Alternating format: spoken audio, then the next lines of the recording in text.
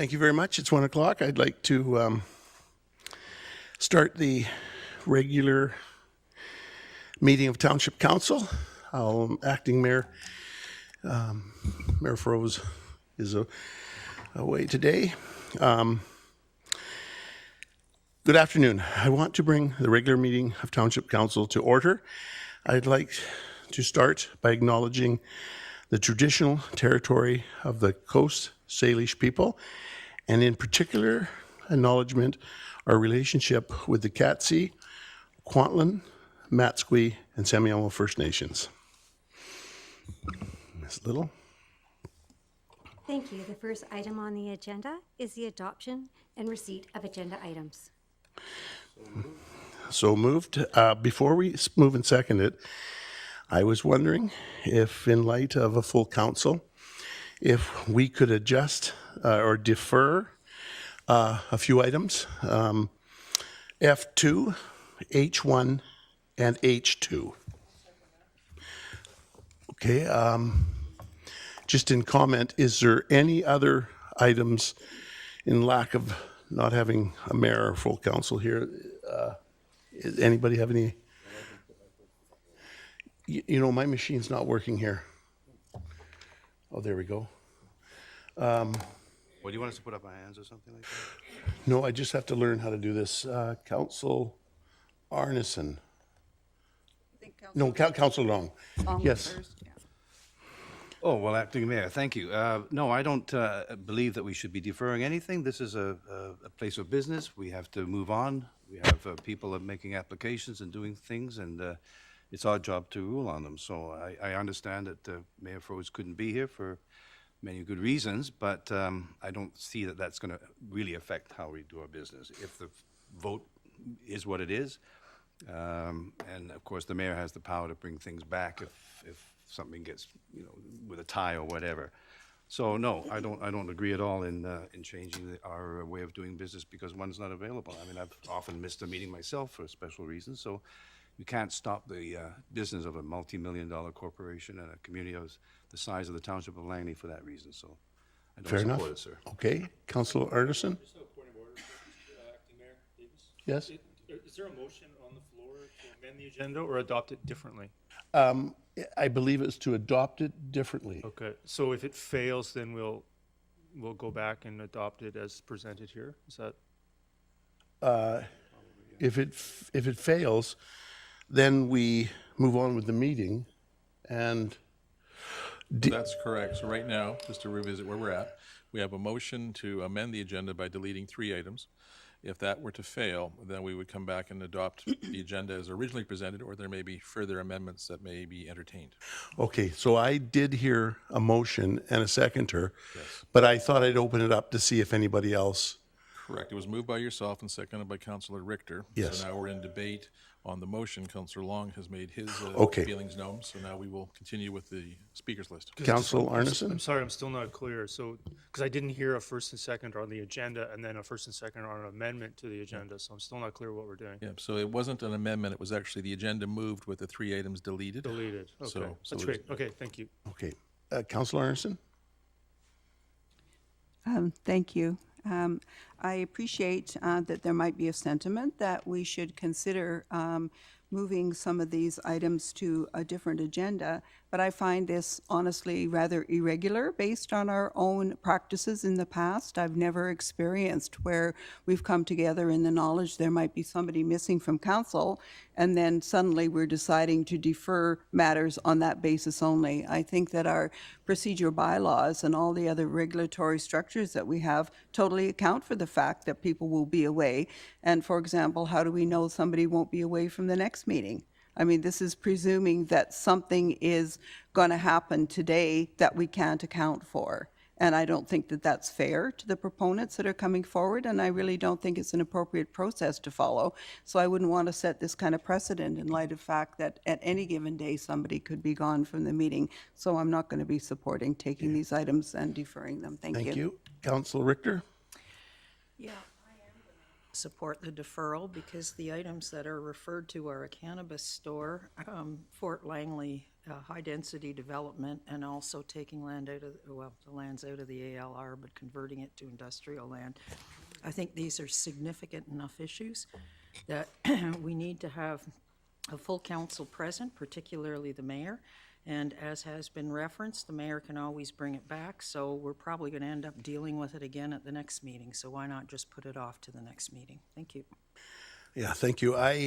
My thoughts were that it would maybe be unfair to the proponents not to have a full council. That was my idea.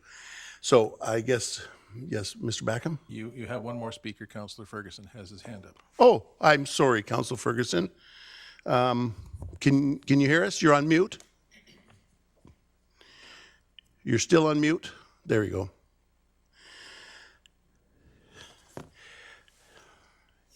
Councillor Ferguson, you are on mute, I believe.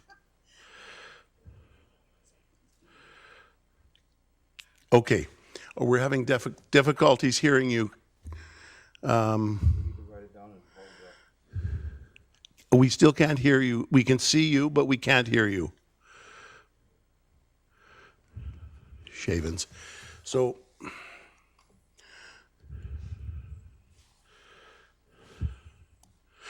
okay. So could you take a minute? Can you, not if you can hear me. Can you hear me? Okay, we can't hear you. So you need to get set up. Have your phone in one spot so it's not wiggling all over, and we need to be able to hear you. I don't want to move. Now you're on mute again.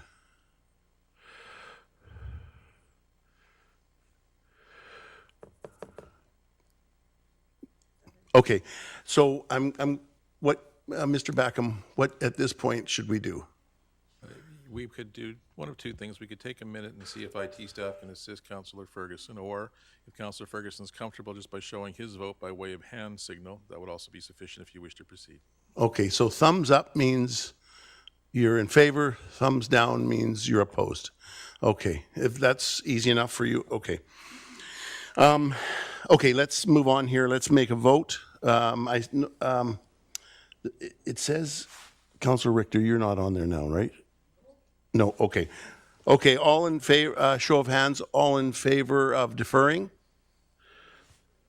1, 2, 3. Those opposed? Councillor Whitmarsh, Kuntz, Long, and Arneson opposed. So we move ahead with the agenda. Now, the next motion would be to adopt the agenda as presented, or in a different format with additional items or fewer items or whatever may be directed. What was Councillor Ferguson's vote? Oh, I'm sorry, Councillor Ferguson, was it a thumbs up or a thumbs down? Thumbs up. To defer. Yeah, yeah. So just to recap for the clerk's benefit then, the motion was actually defeated on a tie vote with councillors Richter, Ferguson, Davis, and Woodward being in favor, and the balance being opposed. Okay. Slow it down a bit, so. Okay. Mr. Chair, I did move the agenda originally, so I'll do Sorry, it again. sorry. Move it again. Agenda as presented. Okay, Councillor Long moves. Councillor Kuntz, second it.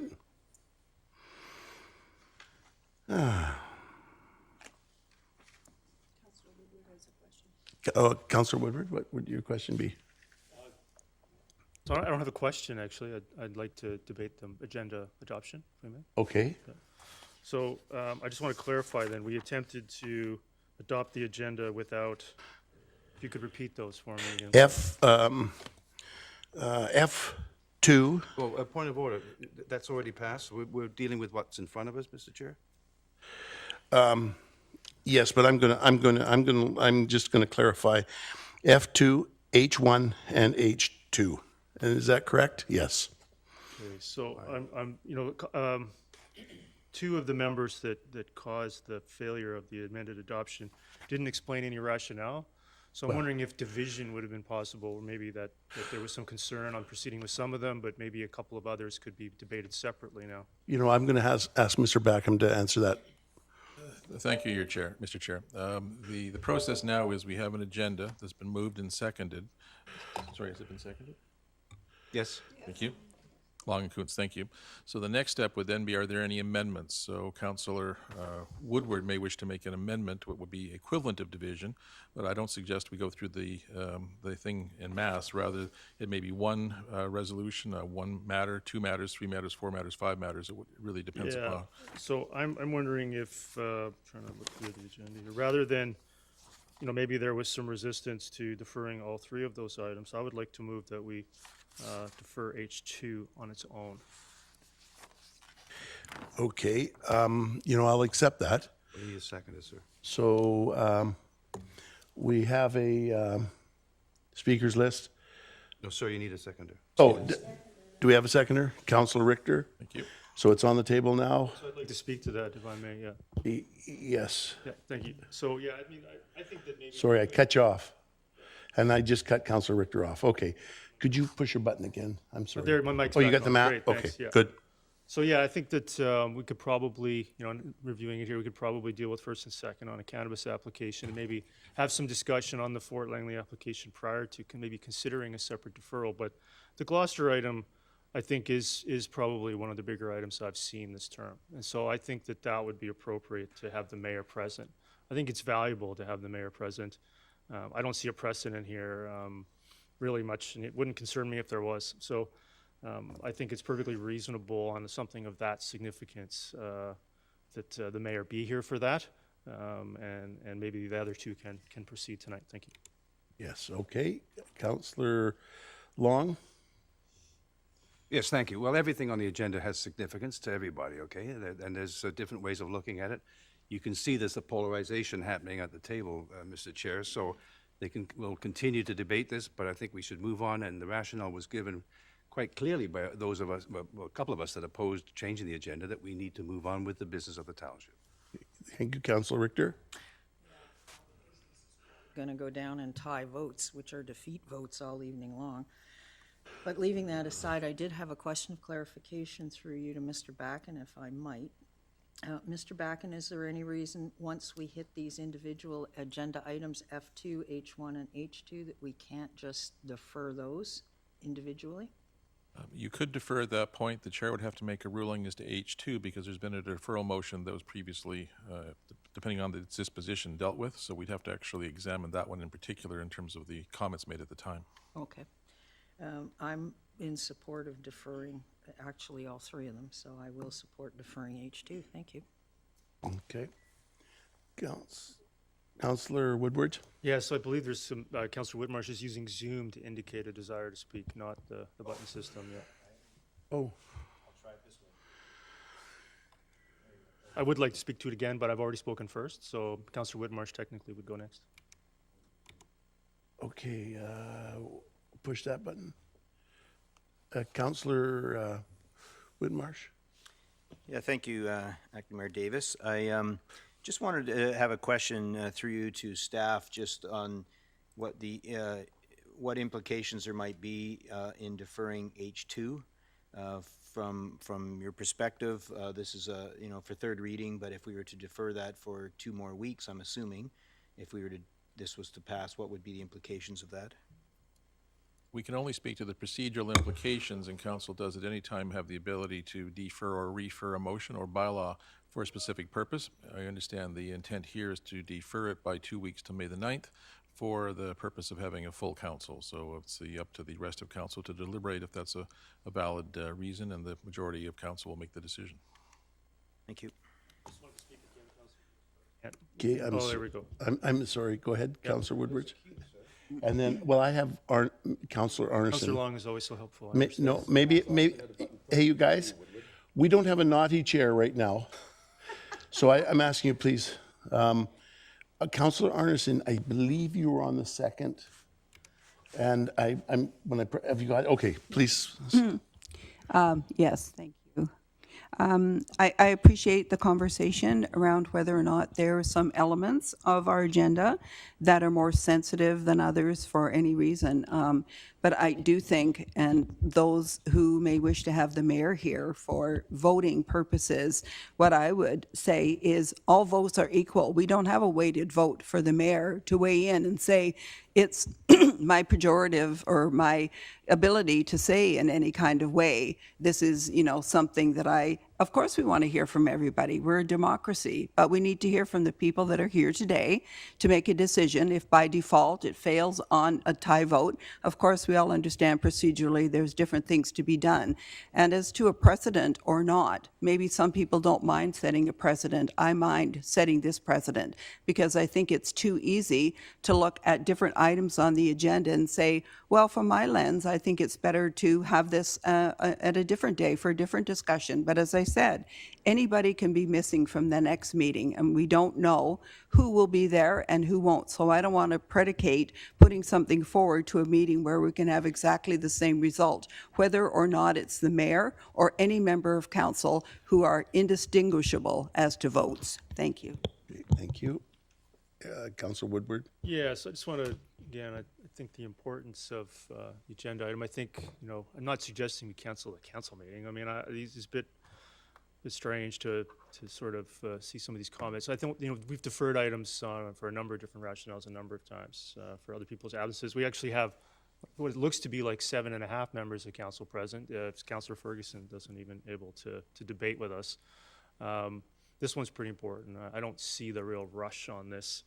I think we heard of the submission's been going on for 10 years. Apparently another 2 weeks is going to be a big problem. So obviously I support the deferral, and I think it makes sense. And I think for something as significant to this, I actually would value the mayor's thoughts as part of the debate, not just trying to ram it down. Thanks. Okay. Council Long? Yeah, well, I take offense to the ramming comment. Anyway, Mr. Chair, I suggest we take a recess right now, because as was pointed out by Councillor Woodward, we are like 7 and a bit until Councillor Ferguson can get his technical issues worked out, because the whole conversation could be moot if Councillor Ferguson apparently doesn't so we need to get that figured out, don't you think?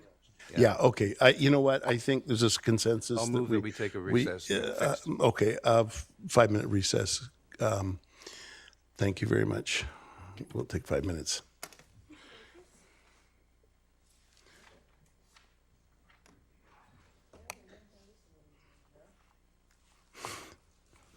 Thanks for your support, Councillor Richter.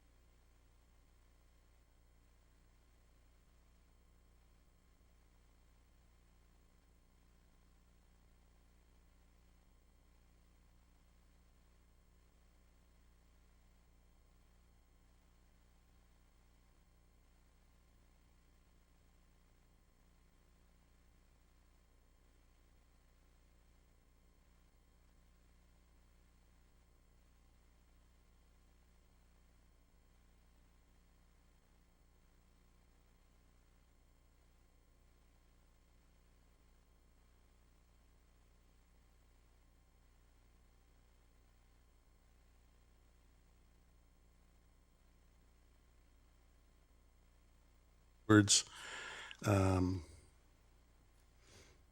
You were deferring H2. And so I've moved it. Can I have a seconder? Have a seconder here. Mayor, Councillor Kunst. So it's on the table. Mr. Chair? Sorry, yeah, I don't think that's correct. Yeah, so what we're at right now is there's been a deferral motion of H2 moved and seconded, so we're in the debate portion. I'm just going to confirm we have a mover and seconder. Yes, that's correct. Yeah, okay. So we're in debate, so you can continue with debate. Councillor Woodward has the floor. Okay, Councillor Woodward, you have the floor. Oh, here he comes. Ferguson's coming. Good, okay. Oh, Well, let's- Ferguson's back. That's great. Because I was going to talk for 10 minutes till Ferguson showed up. But at least we don't have to go through that pain now. Because I think that I would prefer that we have people that are present, as many of them as possible for H2 and the other items as well. I think we've seen some other, avoidable, let me choose my words carefully, some avoidable feedback by approving things with only 4 votes. So I would like to see that we not do that when we know items are probably going to have a very strong possibility of being a split vote. I think we should try to make sure that if major items are going to be approved, that they have 5 votes. Thank you. Councillor Long? Yes. I'm on the list, I guess. Yeah, well, I'm not sure what kind of math that is, but you'd have to have 5 votes for anything to pass at this meeting. Sorry, I don't have John. Okay, 4 to 3 would not be 5 votes. okay, how do I get you, Councillor Long, do you know how to get you on? Well, I'm not having a debate with this gentleman. No, you're going to say something. Yeah, so there are 8 people at the meeting, and I guess that's in question right now, whether Council Ferguson is in or not, because that changes the Okay, math, doesn't it? Yeah. now, And I okay, think I would agree if Council Ferguson is no longer able to attend the meeting, now there could be a 4-3 vote. okay, we're But getting you a know little what? off track here. That's well, no, we're not. I think we're totally on track because that's democracy. You vote, right? I mean, and you look at any other order of government. No one says, "Oh, gee, this a member of parliament isn't here, so we're going to stop the order of business." No, we have to move forward. Anyway, Okay, Councillor I Ferguson. think, but if I might finish, it all depends on what happens with Council Ferguson at the moment. Well, So we're let's in find out jeopardy. right now. Councillor Ferguson, are you there? Can you, can you talk to us? You're off mute. His video isn't on either. Is your video off too? Boy, we're spending a lot of time on this. So, Yeah. Mr. Chair, Yes. well, you can go to the other speakers, but just a reminder, perhaps we'll have Ms. Little remind us about the use of the buttons or the non-use of the buttons, because we're in a Zoom meeting. Yes, So, okay. Ms. Little, if you could go ahead and Do explain. not use the buttons that are covered up now. We're in a hybrid meeting so that we can accommodate Council Ferguson. And so we'll just raise hands. So I see no people on the no more councillors on the, Councillor. Yes. Councillor Kunst and Councillor Whitmarsh have their hands up. Okay. Oh, hands up. Okay. Okay, we're up in here. Okay. Go ahead. Point of order, sorry. Council Ferguson is sending a chat message. Yes, Councillor Whitmar, Councillor Kuntz, please. Okay. You're on. Thank you. Initially, when I voted in favor of just carrying on with the meeting. Sorry, her mic's not working. The mic is not Okay, working. my mic is meeting. Okay, we technically only have 7 people, so can we not just defer this until we have a full council? Maybe we don't get a full council, but today it just seems like it's a huge issue. So let's just carry on with this meeting because this is pretty painful. I am voting to defer H2 if that's where we're at. We don't have Steve Ferguson, so we're at only 7 people on council right now. So those are my. Okay, thank you very much, Councillor Whitmarsh. Yeah, I would agree that in light of the 35-minute start we have to the meeting, and with seven people, it looks like, at the meeting, I will support the deferral of H2 for the purpose of today and to get on with the rest of the meeting. Okay, thank you. I see any more hands? Yes. Councillor Arneson? Oh, yeah, okay, I'm sorry. Councillor Arneson? I feel I'll be in the minority. However, I feel that deferring this today for the structural reasons that we've identified, I don't think that it is the fault of the governing body that all of this time has been taken up today trying to figure this out. I think there's also responsibility for members of council to make themselves available to a meeting when they know that there's a duly called meeting. Therefore, I think to use this as an excuse to defer something, however important it is on the agenda item, I would say, are we now picking and choosing what's most important to us based on our own optics of what we think is important? I think they're all equally important items, and I don't have a problem with going ahead today based on however many people are democratically elected in the Township of Langley and creating a quorum to make a decision. I think that's what governance is about. Thank you. Okay, thank you. We do have a quorum, and I thought it was my idea to bring it up to make it fair for the proponent and fair for the everything. And I guess that, well, let's make it. We're ready for a vote. I don't see anybody else. But Councillor Long. I think we need to wrap this up. Well, I'll give you the last word. That's fine. You often speak quite a bit at a meeting. Oh, all so the time. it is an important issue that we're dealing with, and it's a real anomaly here. So I would have to agree that we have quorum. And we have a procedural bylaw. It says you can't have a meeting if you don't have quorum. It doesn't say you can't have a meeting if you don't feel good about it because someone can't make it and the other person can't work his gadget or whatever. So we have quorum. We're following policy. I've always been one that says we need to make sure we do things correctly. And it's not necessarily all from the heart or from the optics or from whatever else is happening over there with this camera. So I think we really need to have the meeting proceed because that's in our procedure policy. So thank you. I didn't even notice the camera. Now I am noticing it. Now I'm put off. Why did you do that? Now, Okay, let's have Chair, now, Mr. Chair, just for the record, Councillor Ferguson has signed in, but we still have not been able to resolve his audio or his visual qualities. So he may be able to hear, but he can't participate. As such, then, we won't be recording his vote. So this is now a determination of the 7 members of council that are present until Councillor Ferguson is able to give either a voice or a visual signal, which we cannot accept at this point. Okay, thank you. I'd like to call the question. Raise your right hand. All those in favor of deferring H2? All those opposed? Opposed would be Arneson and Long. So we strike H2 to the next meeting. Okay, now we have to... Now we come back to the agenda as amended. We have to have a vote on adopting the agenda as amended. All those in favor of adopting the agenda as amended? Unanimous? Okay. Nobody's opposed? Mrs. Little? Thank you. We will now go on to item A2 of the agenda. We will now observe a moment of silence for the annual day of mourning for workers killed and injured on the job. May we all please stand.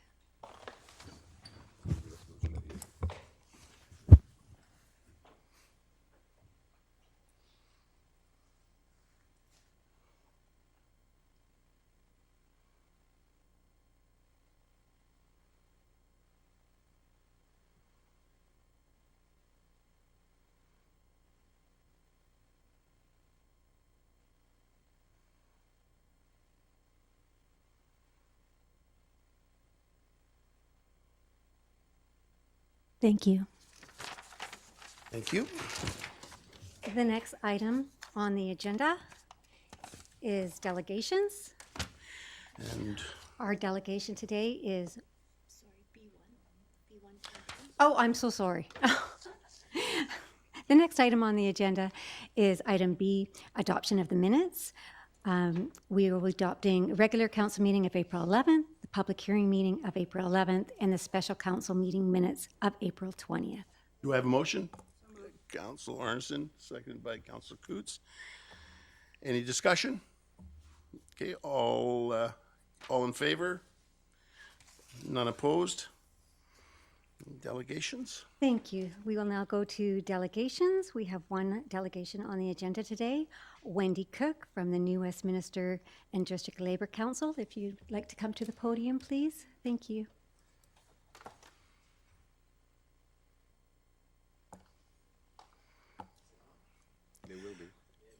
speak into it. It should come on. All right, I have a very loud voice anyway, so. I spoke with you already last year, but it was via Zoom, and so I am back again. I just want to thank you for the minute of silence that was observed as well today, and I will continue with the delegation presentation. So good afternoon. My name is Wendy Cook, and I am a delegate of the New West District Labor Council and a member of the Langley Teachers Association and the BCTF. Each year, the New Westminster and District Labor Council presents to the 14 city councils and 7 school boards within our region to seek their support and recognition of April 28th as the day of mourning for workers killed and injured on the job. Our presentations are designed to be informative with a theme or focus. We believe workplace health and safety is everyone's responsibility. But in the last few years, our presentations have changed. Most notably, this year marks our 3rd day of mourning since the start of the COVID-19 pandemic. In the past, many thought of safety in the workplace as only involving machinery, vehicles, or maybe chemicals. The focus including steel-toe boots, eye, ear, breathing, and fall protections. The labor movement made hard-fought gains on improvements to legislation like the very important Westray amendments to the Criminal Code of Canada, and to ensuring workers had appropriate coverage and compensation under WorkSafe BC. Both of these are critical to ensure workers continue to be safe at work and to provide redress in cases of negligence on the part of employers and supervisors. When the COVID-19 pandemic hit in 2020, we were not able to make these presentations to you. Last year, our focus was on sharing and emphasizing the importance of pandemic precautions that were keeping frontline workers safe, like masks, hand washing, physical distancing, and vaccinations. In the media and in our communities, we also saw widespread understanding of what workers have always known. Good health is not just physical, it is mental and emotional. Safety is not just about tools and gear, it is about attitudes, awareness, workplace culture, shared responsibility, and commitment. This day of mourning, we are here to take this opportunity to reinforce these understandings so they don't fall out of the headlines as the pandemic passes and life returns to a new normal. We are here to say, going forward, normal cannot include preventable injuries and death at work. Our purpose in recognizing the day of mourning has always been twofold: to remember workers killed and injured on the job, and to rededicate ourselves to preventing future injuries through education. This year, we are adding a third priority that speaks to this new widespread understanding of health and safety, and which echoes the campaign of the Canadian Labour Congress, Work Shouldn't Hurt. 3 years ago, the International Labour Organization agreed it would recognize occupational health and safety as a fundamental right at work. But this was never implemented. In the time since, the pandemic has exposed the lack of protection for workers, and around 8.1 million people worldwide have died as a result of their work, and many more now live with life-altering injuries and illnesses. Working people can't wait. We know workplace deaths are preventable deaths, and that behind these statistics are members of our communities. They are our family, our friends, and our neighbors. The campaign Work Shouldn't Hurt calls on the Canadian government to take a leadership role internationally to get the ILO Convention on Workplace Safety as a fundamental right passed this year. Why does this matter? During the pandemic, we saw workers having to fight for access to protective equipment, for COVID-safe practices at work, for paid sick leave, and for respect for their right to be healthy and safe at work. It is our hope that by making safety at work a fundamental right, workers will not be burdened by these fights in the future. Throughout the pandemic, workers in every industry and sector of the economy proved that they were willing and able to respond to keep our communities safe, keep them supplied, keep them going, to do whatever was necessary to get to where we are now. We don't think that recognizing workers should be safe at work and protected from preventable injury and death is too much to ask in return. There can be no economic argument that stands against the lives and health of working people and impacts on their families. Excuse me, Mrs. Yeah. Cook, we're just about I to our know, limits. they gave me a long one. Okay, so I will, and I think after reading it, and I did do some editing, We do have some questions from Yes, council too. okay. And I just want you to know who I'm representing, the New West District Labour Council. And so just so you're aware, I will talk to Janet. Okay, yes. Councillor Arneson. Yes, thank you, Mr. Chair. Thank you very much for coming today. This is really, really an important topic and one that I really appreciate, having an annual kind of moment of respect and hearing more about what's happening on the front lines, really, with respect to our workers in our community. I did have a question, and I wondered whether or not, through your experience, other communities such as the Township of Langley had maybe used an opportunity for public art of some type to make a monument to individuals who had been killed on the job or sadly, suffered some terrible mishap. Because it seems to me the township, for example, has a public art policy and there could be something around that as a more educative approach and also to help help the public to understand on a 365-day-a-year kind of prospect that this is what happens and just to raise awareness in particular. And I think it's a great idea that, I don't know if Langley Township has one, although I live in the Langley Township, but I know the New West does. Oh. And that's where on April 28th, they're at 11 o'clock, they'll actually go to the monument that's been erected for that. Okay. Councillor Richter. Yes, thank you very much, Mr. Chair. I wanted to thank you. I think your slogan is very appropriate, work shouldn't hurt. And I'm glad to see the increased emphasis on mental health.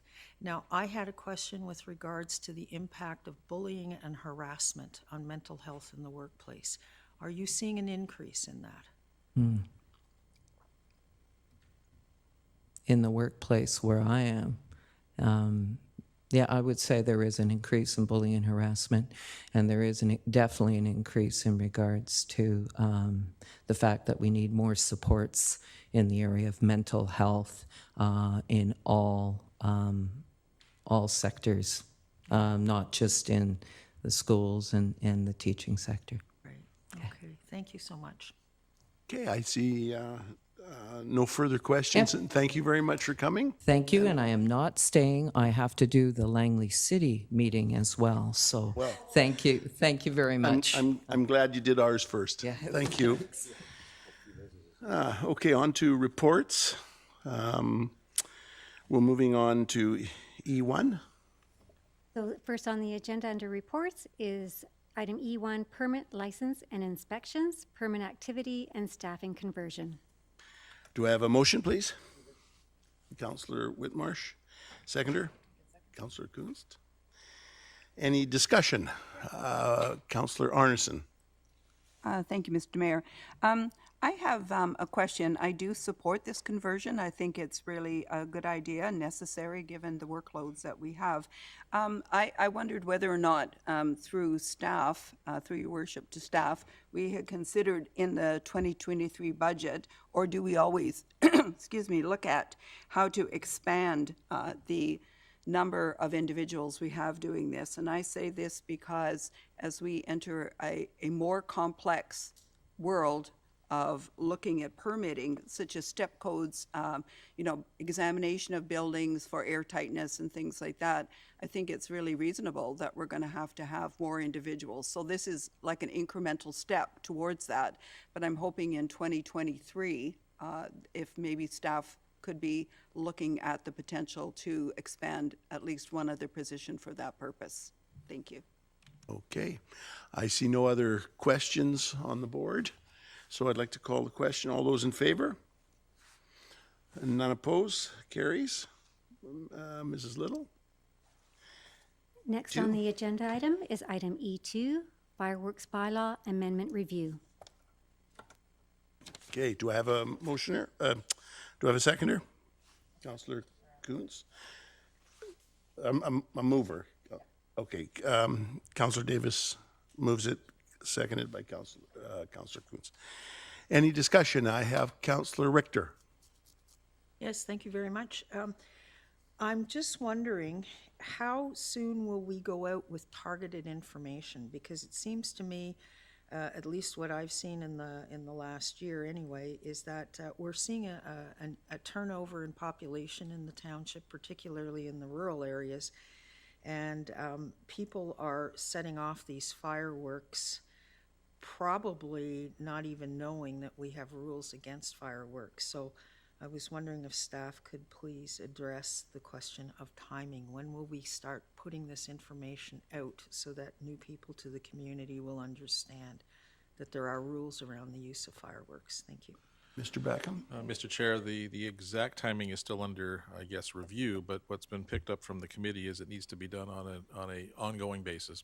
That there are certain events that happen, say, in October, but there's also events that happen through the year, such as Canada Day, or other perhaps some events that may be particular to a religion or an event such as a wedding or something.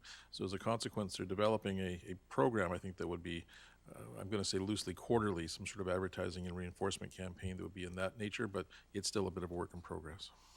Is there any way we could get information out on, say, the township page in the local papers a week before or in the edition before these celebratory events like Halloween and Canada Day? And Yep, that's correct. The Canada Day, Halloween, those events would have targeted advertising, I guess is the best way of putting it, but the committee thinks it needs to be more so because of some of the special events that occur. okay, thank you very much. Councillor Arneson? Yes, thank you, Mr. Mayor. I have a comment for this. I would refer to this based on past discussions as sort of a incremental approach to trying to rein in some of the activities that I think most of us recognize have become problematic from time to time. I don't think it could be people are not informed. It also could be just the fact that people felt frustrated at COVID, want to get together. Why not have some fireworks? But I sincerely believe, and this is just my comment, not that I'm going to vote against this, I really think we need to prohibit fireworks, all except those that are licensed. I think that's the only way to go. And really what we need to do is to start having a conversation around that policy. Because if we are creating a sunset approach, we need to have a terminus for this. Because I find it personally very frustrating to keep talking about this in the knowledge that these incidences are not decreasing. This is not waning. In fact, it's actually expanding in terms of across the township of Langley. So I think we need to do something sooner rather than later, further to what other communities are doing. I do appreciate our stakeholder advice about what they feel are reasonable measures, but I don't think it's really adding up to what we need to have in our community. This is a safety concern, an environmental concern, and property issues. I don't think we discuss enough about the fact that some people are literally very concerned and likely standing outside with a hose waiting for something to come down on their property, be it their tree or their outbuildings or whatever. I just don't think we should put our community in that position. Thank you. Okay, I see no more on the speakers list. I'll now call the question. All those in favor? And no opposed. Carries. Mrs. Little? Thank you. The next item on the agenda for reports is item E3, the Willoughby Community Park Public Space. Okay, do I have a motion? So moved. Councillor Long moves it. Councillor Whitmarsh seconds it. Any discussion? I don't know how, I'm not seeing how they come on the list. Yeah, no, I see that, but I'm going to read down because I don't know if this one came on first or that. So Councillor Richter, please. Yes, thank you very much. I had a question with regards to recognizing the traditional territories of interested local land-based nations. Why would we just include interested? I mean, I would assume they'd all be interested, but why is that word necessary? I'll ask that to Mr. Backham. Merely to obtain their consent. We think that they will all consent, but we don't want to presuppose that they would do so. Okay, if that's the case, could I move an amendment or maybe have a friendly amendment that we change the word interested to consenting? Is that considered friendly then? No, or we have to vote on that? The short answer is there's no such thing as a friendly amendment, but the chair can determine quickly if it's unanimous, if they can just simply summarily do it.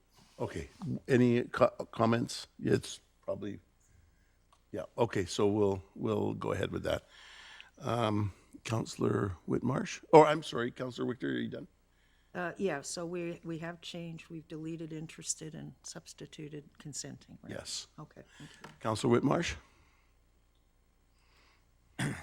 Thank you, Mr. Chair. Just a question on this project. Reading the staff report, I'm trying to grasp a little bit, is the expectation that this could be up to $1 million and the 500,000 is covering half of it? Because I read that there's a matching share, so we need to match whatever we get in the grant. So it's up to 500,000, and I guess I'm just missing exactly what it is that we're doing in the area. So maybe just a brief explanation from staff on what it is and exactly what the cost expectations would be. Mr. Backham? Thank you, Your Worship. I guess best way to describe it is that we have in our budget sufficient funds to do a complete facility. That includes a modest entrance. This would be added to those funds to enhance the entrance. So as a consequence, our matching funds are really the total budget amount, which by recollection was something like $8 million. So we would be, if you will, taking 500,000 from the 8, using it, but putting it back into the same program that we were going to do anyways. So really for us, it's going to be additional funds for the overall project. Okay, and so these additional funds are for, I've got here, house posts of various sizes, painted and stamped concrete, indigenous plantings, and interpretive panels of our shared history. Enhancing one of the entrances, enhancing the main entrance to be exact with those amenities. And do we have any indication of whether we would receive the maximum amount, or is it could be obviously much smaller, or what do we know could happen? We only know that we're looking for council's direction to apply for the funds. We haven't actually measured the availability of the funds or our likelihood at this point. We do seem to fit all the criteria for the funds, so we're optimistic, but we don't have any reconnaissance at this point. Okay, thank you. Okay, thank you. Councillor Woodward? Yeah, thanks. I just had a couple of questions through the staff, if I may, Mr. Yes. Chair. Mr. Beckham, what $8 million are you referring to? So that would be for the soccer facility? Okay, and so there would be a component to expand, potentially make the entrance better leveraging this grant funding. Correct. Okay, so that's what didn't emerge for me out of the staff report, that it wasn't clear what the $1 million would be spent on without some sort of a plan or even, say, a site plan or drawings, so we don't end up in the same situation we ended up with in the Aldergrove so-called plaza, more like a parking lot. So we actually have something in advance of authorizing the expenditure. Is that possible? It's certainly possible as we get into the actual stadium. The question for this point is really, should the budget be 8 million or 8.5 million? And then the details will be worked out given that budget envelope. So I think that that's an important component for me, that this is trying to add to the project that's already authorized, make it better, kind of know what that is. At least I think some of us know maybe more than others, but we certainly have an idea of what that's going to be. So in this case, I'll support it, knowing that it's adding to a great improvement. Thanks. Thank you. Councillor Arneson. Yes, thank you. I just wanted to share my 100% public support for this. I think because of UNDRIP and reconciliation efforts that the township is committed to, as well as other local governments, it's really critical that we use opportunities and monies that are made available to us through the federal government to enhance areas where we are encouraging people to congregate. Inclusion is really an important part of our community, and I think that this will really signal that the Township of Langley is making special commitments to our local First Nations and wanting to have a place that is an integrated approach to helping to facilitate more public understanding about our special relationship with our First Nations. So thank you. Thank you. Councillor Long. Yeah, it's a sad reflection that staff have to come to us and ask if it's okay if they go get a pile of money from other orders of government. I guess Councillor Woodward brought up this other grant that this council turned down, and I guess this is staff covering itself now because council seems to want to micromanage everything. So I don't want to see the pictures of whatever it's going to look like, and I just prefer to have... There's been a point of order. Stop. Oh, Stop, okay, please, let's hear it. sorry. Thank you. I'm challenging that derogatory remarks that are unnecessary are being made at this council table right now by a member of council. We need to cease and desist. Okay. Excuse me. I think what we need to do here is not pick apart the subject. Let's carry on and let's talk about whether we want to apply for the grant. And can we do that? Can you rule on that? Was it a derogatory remark that I made? Well, I don't want to. I'm not going to rule on it. That's your job. But we can't all sit around and chit chat at each other. We need to move forward. So, and I'm not saying that just to one or anybody. Well, all of council. So let's move on. And do you have any other? I have the floor. Yes. Okay, Do and you have I any think other it's points? very, very important that I make the point that this council isn't here to micromanage staff. And I appreciate the report, and I'm very supportive of it. And I think the remark that was made earlier, and I'm responding to that, Mr. Chair, is that, we would like to make sure we have a look at what you're going to do before you do it. This is a huge organization. We have thousands and thousands of people that depend upon the leadership of this council. And if we're going to micromanage every single project, because certain people in council want to make sure they have a look and make sure they can do this, and if anyone wants to make a derogatory remark, I think somebody said something about a parking lot when we passed up on an opportunity to build a wonderful COVID-friendly outdoor plant. Okay, we're way off track No, here. we're not off track at all. We're talking about the same item here. And if we don't have support for this, which is why the report's in front of us, we're going to find ourselves in the same position where we've been offered grant money by other orders of government, and then the council turns it down. So I hope that this will stop that from happening on this particular project by approving this report. Thank you. Okay, I'm going to carry on now. There is Councillor Kunst. Yep, thank you. I'm in 100% support of our staff applying for a grant, especially as we celebrate and commemorate our 150th anniversary. Thank you. Good points. Councillor Woodward. Yeah, thanks. No, I certainly appreciate the difference of the viewpoints. Here, I think that I initially had significant concerns about it because it wasn't really clear. It's a matching grant, 500,000 requiring 500,000 of capital funding from the township, which, as we've learned here now, has already been approved and potentially allocated. I think you see a difference here between some members of council and how they approach the position that they hold. Some of us view oversight on a $500,000 expenditure to be important. Others want to defer that authority. So I appreciate the response, and I appreciate the information, and I look forward to this moving forward. Thanks. Perfect. Okay, seeing no other speakers on the list, I call the question now. All those in favor? Those opposed? No opposed, carries. Councillor, The next item on the agenda is item E4, liquor license amendment application number 57, Camp Beer at 110-19664 64th Avenue. Okay, we have a mover, and Councillor Woodwards moves it, seconded by Councillor Whitmarsh, and speakers list, Councillor Richter. Thank you very much, Mr. Chair. I have a couple of questions here. The first is we've got a non-table item here for today's meeting, item E4, which is implying that this location is a non-medical cannabis retail establishment.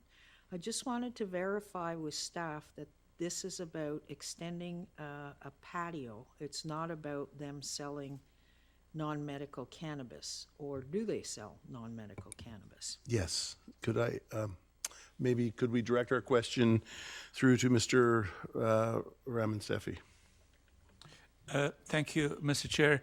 To clarify and confirm, this is a liquor license application. It is not a cannabis retail application, and it is pursuant to Council's policy with respect to endorsements that are essentially up to the province to approve.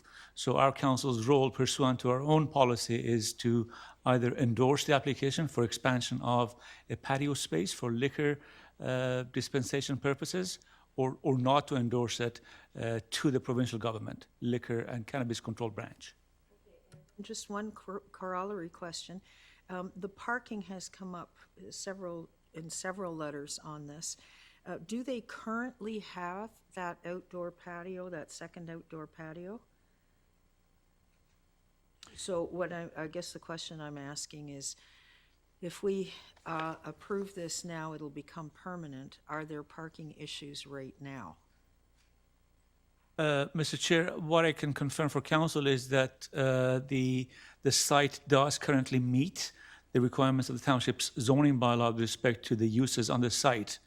There may, from time to time, I guess customers may experience some parking challenges because of the popularity of the businesses operating there, but they do meet the conditions of the township's zoning bylaw for parking requirements. Okay, thank you. Thank you. Councillor Woodward. Actually, I'm good, thank you. I'm good. Okay, thank you. Councillor Whitmarsh. Yeah, thank you. Yeah, I'm good with this. Certainly, I think any time we can increase outdoor space like this in a facility like this is good. What we've gone through the last couple of years, it makes a lot of sense to do this. So I'm certainly supportive of this. Okay, just before my comments, in there it says we're going from 100 to 200 seats in the report. Am I correct? Oh, 160 to 200. Oh, okay. You know, okay. That's correct? That's correct, yes, Mr. Chair. It's going from 160 to 200, Okay. the net increase of 40.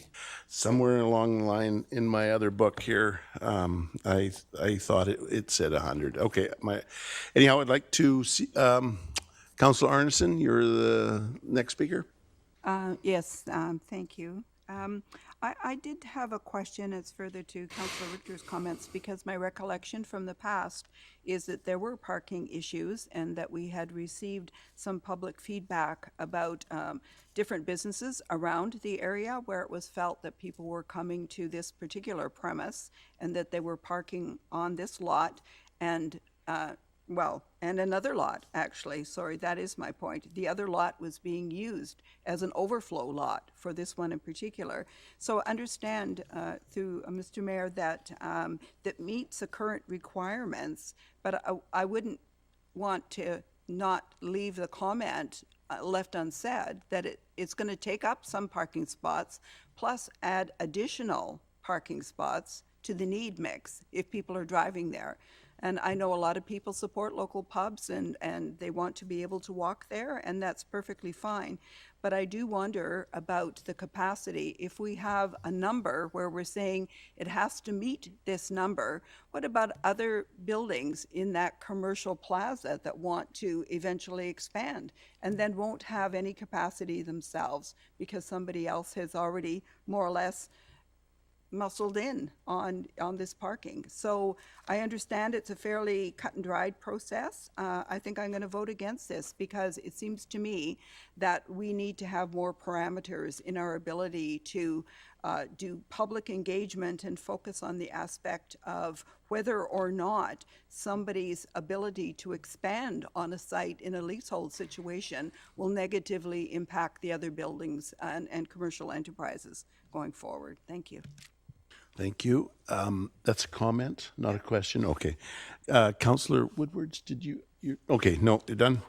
Okay, seeing none, I'd like to call the question. All those in favor? No. Councillor Arneson opposed? Thank you. The next item on the agenda is for bylaws for first and second reading.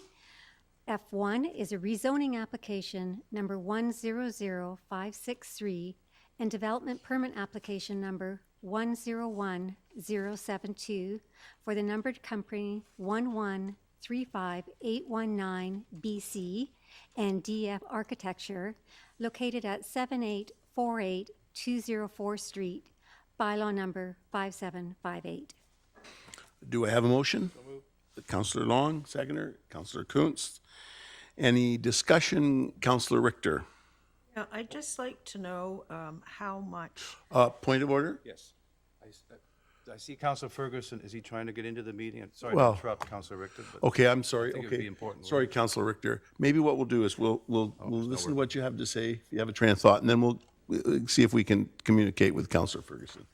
So go ahead, Councillor Richter. Oh, okay, thank you. I was just wondering what the impact on the overall neighborhood plan density is going to be created by this amendment. Mr. Raman, Steffi, do you have a? Thank you, Mr. Chair. This is an application that is consistent with the OCP, so the densities that are being proposed are actually consistent with the designation in the plan. Okay, but the question that I'm trying to get at is, we have a plan that puts about 80,000 people into Willoughby, but we keep amending that plan to provide increased density. And so how much more increased density are we going to get from this particular amendment? Mr. Chair, forgive me, Councillor Richter, if I'm not understanding your question, but this is not an application that is proposing to amend OCP. It is a rezoning application only, so it is consistent with OCP. And if I'm understanding your question correctly, it is not as such proposing to increase that density that was anticipated as part of the Willoughby plan and the subsequent neighborhood plan. Oh, well, I was under the impression that this is adding more townhouses, which is a higher density than single family. Is that not correct? You're correct. Townhouses are a higher density, but this is, if you look at the Yorkshire Community Plan, the subject site is actually identified as a townhouse site between, I believe, 20 and 25, or 15 to 25 units per acre. And this application actually achieves that at a density of 19 units per acre. Okay, thank you. Okay, thank you. Councillor Arneson? Yes, thank you, Mr. Mayor. I have a question through you to staff. It's having to do with the condition and condition number 7 on the staff report, registration of a cross-access easement to and from the property to the north. Then it gives the address. I don't have a problem with the sense that I know that these happen from time to time in order to allow access to those properties, but I do remember that there have been challenges with those when one property is being constructed and, you know, is completed, and then a subsequent property comes along and big construction trucks and other things start to use basically the roadway. I'm wondering if staff could please comment on this and whether or not we've divined some kind of resolution to this issue going forward. Just to clarify, that is in construction, or is that going to be in completion too? Just, I didn't quite get that question. Oh, okay. So what I'm saying is, when they get their building completed and have a roadway, this covenant allows the next door neighbor to use their road. Okay. Mr. Steffi, could you comment on that, please? Yes, thank you, Mr. Chair. I think there is a distinction, perhaps based on what I think Councillor Arneson is referring to, in that in this case it's a private cross-access easement that is being contemplated. In other words, the municipality is not a party to it, other than making sure at time of approval that there is a covenant registered that allows for a next door development to access an adjoining property or an adjoining development. I believe the case that may have been referenced by Councillor Arneson, the Township of Langley was a party to the legal instrument, in that public access was being provided as well, and the matter could not have been discharged without the consent of the municipality. Having said all of that, I think in this case what is happening is, for the purposes of making sure that the road system is able to function and manage access and egress in the best possible way, there is a provision for a cross-access easement, which obviously requires the consent of both property owners. Doesn't mean that at a future date somebody may not approach council. In fact, it may possibly happen, but I suggest that it's probably not a very high likelihood of happening, because, as I said, it's a private access easement that is to the benefit of both properties. Okay, thank you. I see no further comments, so I'd like to call a question. All those in favor? Those opposed? Councillor Richter and Councillor Arneson opposed. The next item on the agenda for bylaws for first and second reading is rezoning application number 100695 and cannabis retail sales endorsement application number 22 for Lost Lagoon Holdings located at number 509 8840 210th Street, bylaw number 5781. Do I have a motion? Councillor Kuntz, seconded. Councillor Whitmarsh. And Councillor Richter, comments? Yeah, I've got a couple of questions, and I also would like to make a motion that this, if it does move forward, go to a full public hearing rather than written submissions. But I'll start with my questions. I'm going to go back to what I've asked before. We went through a very lengthy process and an extended public input process with regards to the location of cannabis retail outlets within the township. We approved 2 originally, another one's now been approved, but at no time has council been given any information on whether the demand warrants more supply. And I think that we should be getting numbers around this before we just proceed to carte blanche, open up the entire township to these outlets everywhere. Secondly, do we have a lobbyist registry in the township? And I'd like to ask Mr. Backen that through you. Thank you. Mr. Backham? First question is, do we have a lobbyist? We do not. We do not. Okay, should we have a lobbyist registry? Because the lobbying that's been going on for this one is, I find, excessive, and I think we need to start clamping down on the type of lobbying that is permitted.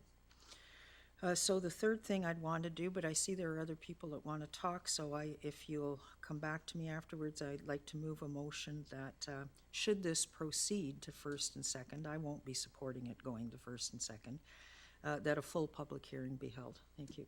Okay, I'll come back to that. Councillor Whitmarsh?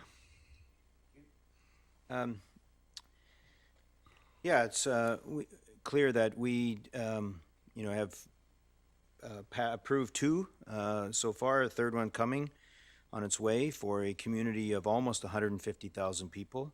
I don't know what the overall demand is for cannabis retail. I'm not a user of cannabis retail myself, so there's not any demand from me. But it is a legal product. It is legal in our province. It is a legal business like any other legal business. It has some additional restrictions applied to it by the provincial government in the same way that we do for liquor in our province. And we did, as a council, go through a challenging process. I think that's acknowledged by every member on council. There was a challenging process at the beginning in determining the approved locations.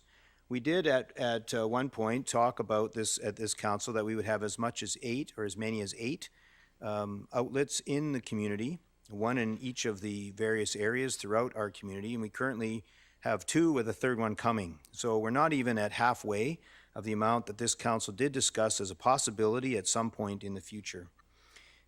This is in the Walnut Grove location. We don't have one in the Walnut Grove location. We have one that is on the south side of the freeway that is maybe accessible to Walnut Grove, but it is in a Willoughby location. And so, I'm supportive of going ahead and hearing from the public.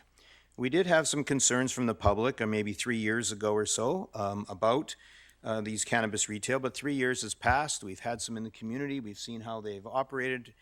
We haven't had any major concerns that we're aware of, and so I would like to see what the public has to say. I'm certainly in support of a full public hearing, no problem with that, but I'd like to hear from the public and hear what they have to say on having a legal business in their community for those that would like it.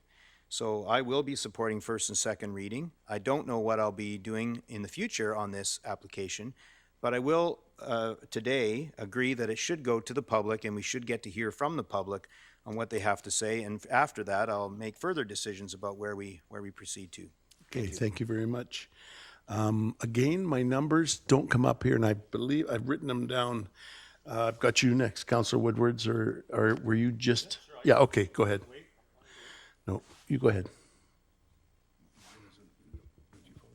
Okay, I appreciate that. Because I write them down as they come. I don't know. Oh, I'm sorry. No, I can wait. What I was saying is I'm sorry for the confusion, but I write them down as they show up here, and it doesn't look like it on the screen here. So if there's a problem, let me know, you guys. No problem with me. Okay, No. thank you. Yep.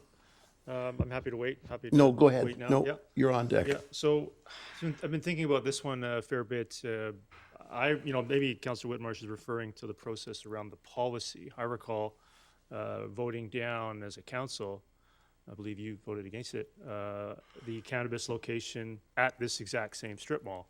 So apparently what was voting down a year ago is now being reconsidered, and I think that's the challenge I have with this one.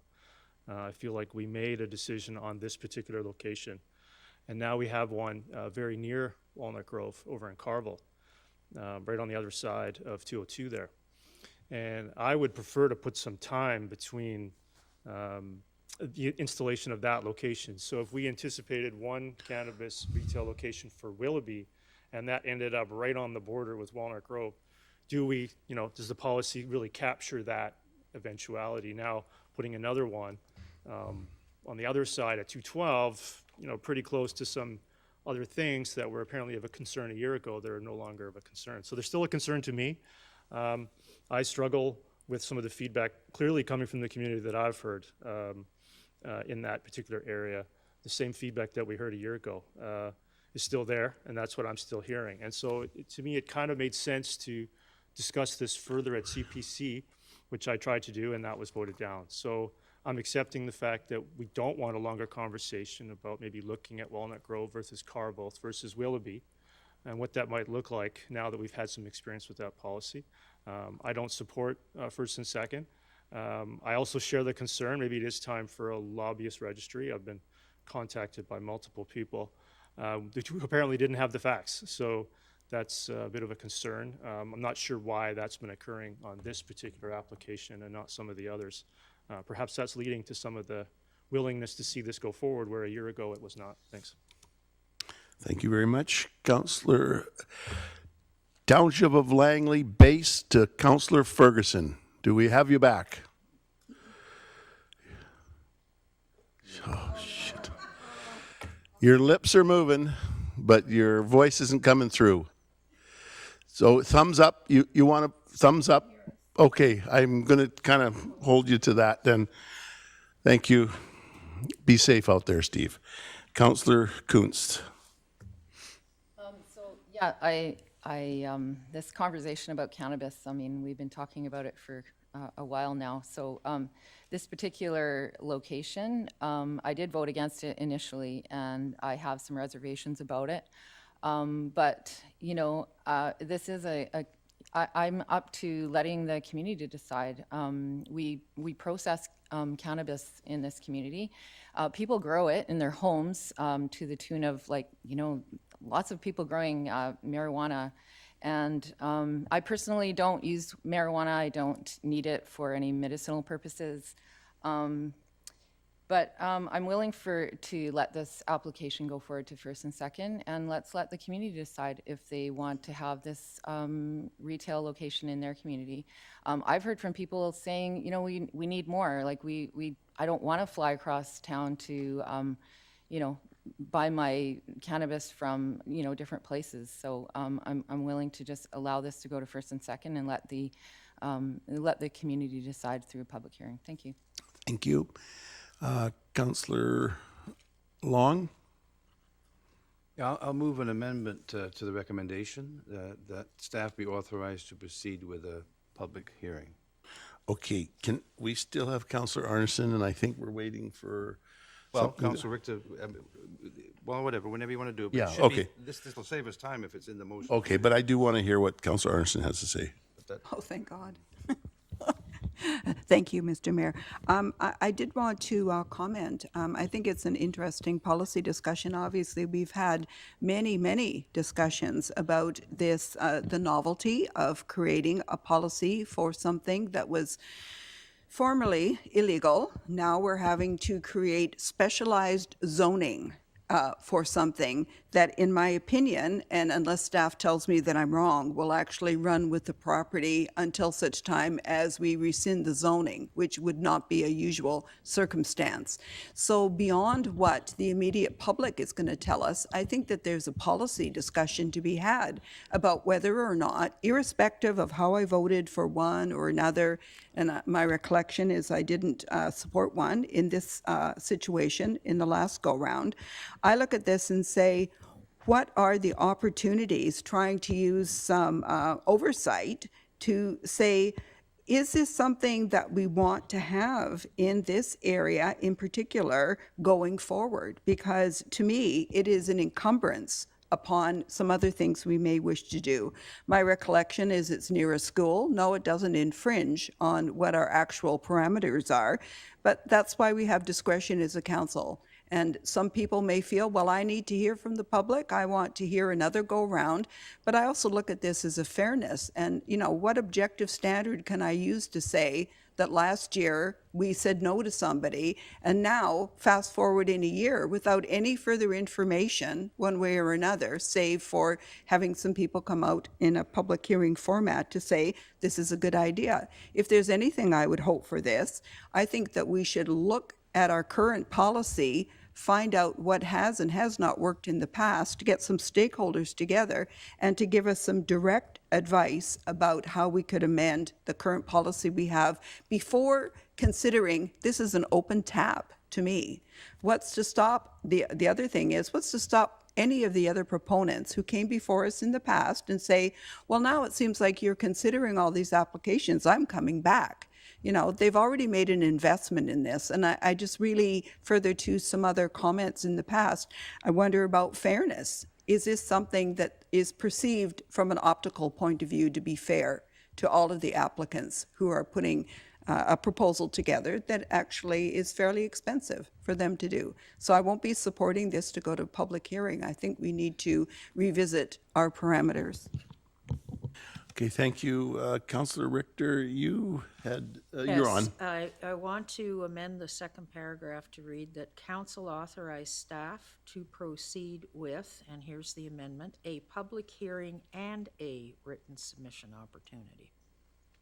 Okay, that's, do I have a seconder? Councillor, Where's Marsh? Yeah, I've got, okay, I haven't, how can you have a point of order? I haven't done anything. Well, because it's incorrect what was just proposed. All public hearings have written opportunities for submissions, so. Yes, that's true. Can I, Doesn't matter. okay, so no more, okay. Councillor Richter, you're on the speakers list. Yeah, Or- just, Or yeah, you, the motion's moved and Motion. seconded, which is really just to say we'll have a public hearing and a written submission opportunity. okay. Can I just ask a question through to Mr. Backham? Do you have any comments on that? Is that, is there any relevancy? What are your comments? Your worship. We vote on it? I think the technical position is that submissions can come in written or in oral form. Because of the pandemic, we had restricted oral form. I think what the motion is really doing is simply adding the words to proceed with an in-person public hearing and then the written submission opportunity would remain. So it's not being deleted, it's simply remaining. So the motion is really simply to add an in-person public hearing, and that's what council's deliberating on. Okay. Does everyone understand that? Mover, does it? Yeah, no, It's that's good. fine. Okay, I don't see any on the speakers list. All those in favor, right hand? Of the amendment. Any opposed? No opposed? Okay, no opposed. All passes unanimous. Now, we vote on the Main motion. the as main amended. motion. Okay, seeing no on the speakers list, raise your right hand if you're in favor of. Those opposed? Councillor Woodwards, Arneson, and Richter. Oh, Fergie. Okay. Oh, jeez. So we have to slow down, your worship, and actually Yeah. declare who was opposed, because you have to declare as the chair who was opposed. Okay, Councillor Ferguson, you can hear me now. Okay, those opposed, Councillor Woodward, Ferguson, Richter, Arneson, and Ferguson opposed. Oh, did I? Okay, I'm sorry. Let's have a recount. Those in favor. Okay, those opposed? Councillor Woodward's opposed, Arneson's opposed, Richter's opposed, Ferguson's opposed. Defeated on a 4-4 tie. It's not what we wanted. Okay, so, do we move it? We move in? Pardon? So that is now concluded. You move on to the next item. Yes. So open Ms. Little. Mrs. Little? Thank you. The next item on the agenda is bylaws for first, second, and third reading. Item G1, which is the 2022 Langley Annual Rates and Tax Collection Bylaw for Universal Services, bylaw number 5780. Do I have a motion? Councillor Woodward, Councillor Arneson, and seconded by Councillor Woodward. Any discussion? Seeing no discussion, all in favor, raise your right hand. Those opposed? Yeah, okay. You're voting in favor, Councillor Long? I'm in favor. Yeah, okay. It carries. Miss Little? Thank you. The next item on the agenda is item G2, Drainage Development Works Agreement for Qualico Developments, bylaw number 5763. Do I have a motion? Councillor Whitmarsh, seconded by Councillor Long. I see Richter and then Councillor Richter and then Councillor Arneson. Thank you. I'd like to know why we're approving this before the neighborhood plans have even come to council. And I think that this is extremely inappropriate. I want to know why this is off-site drainage as opposed to on-site drainage. And I'd like to defer the entire matter for a presentation at the time that the neighborhood plans come forward. So, do you want me to take this to staff to ask a question, or do you want to go right to the referral for a presentation? Yeah, I want to defer it for a presentation at Okay. the time that the neighborhood plans come to council. So, can I have comment, Mr. Steffi? Thank you, Your Worship, Mr. Chair. This application, perhaps it's worthwhile just reminding council, was one of those that was approved by council as part of the series of applications that preceded the adoption of the community plan update. You may call them as in-stream applications. There were a number of them, and council endorsed those applications to proceed. So I guess the procedural matter, the actual application itself, has been given the approval of council to proceed. This development works agreement deals with a servicing issue that the proponent has to deal with in any case, given the fact that it's been deemed to be acceptable to proceed through the rezoning process. Now they're dealing with servicing. The servicing then requires management of stormwater, and that solution requires acquisition of security of a facility that can attenuate the runoff. The proponent is entitled through the provincial legislation to seek contributions from other property owners that, subject to council's approval, would be able to take advantage of the said facility if they were able to go through the development approval process.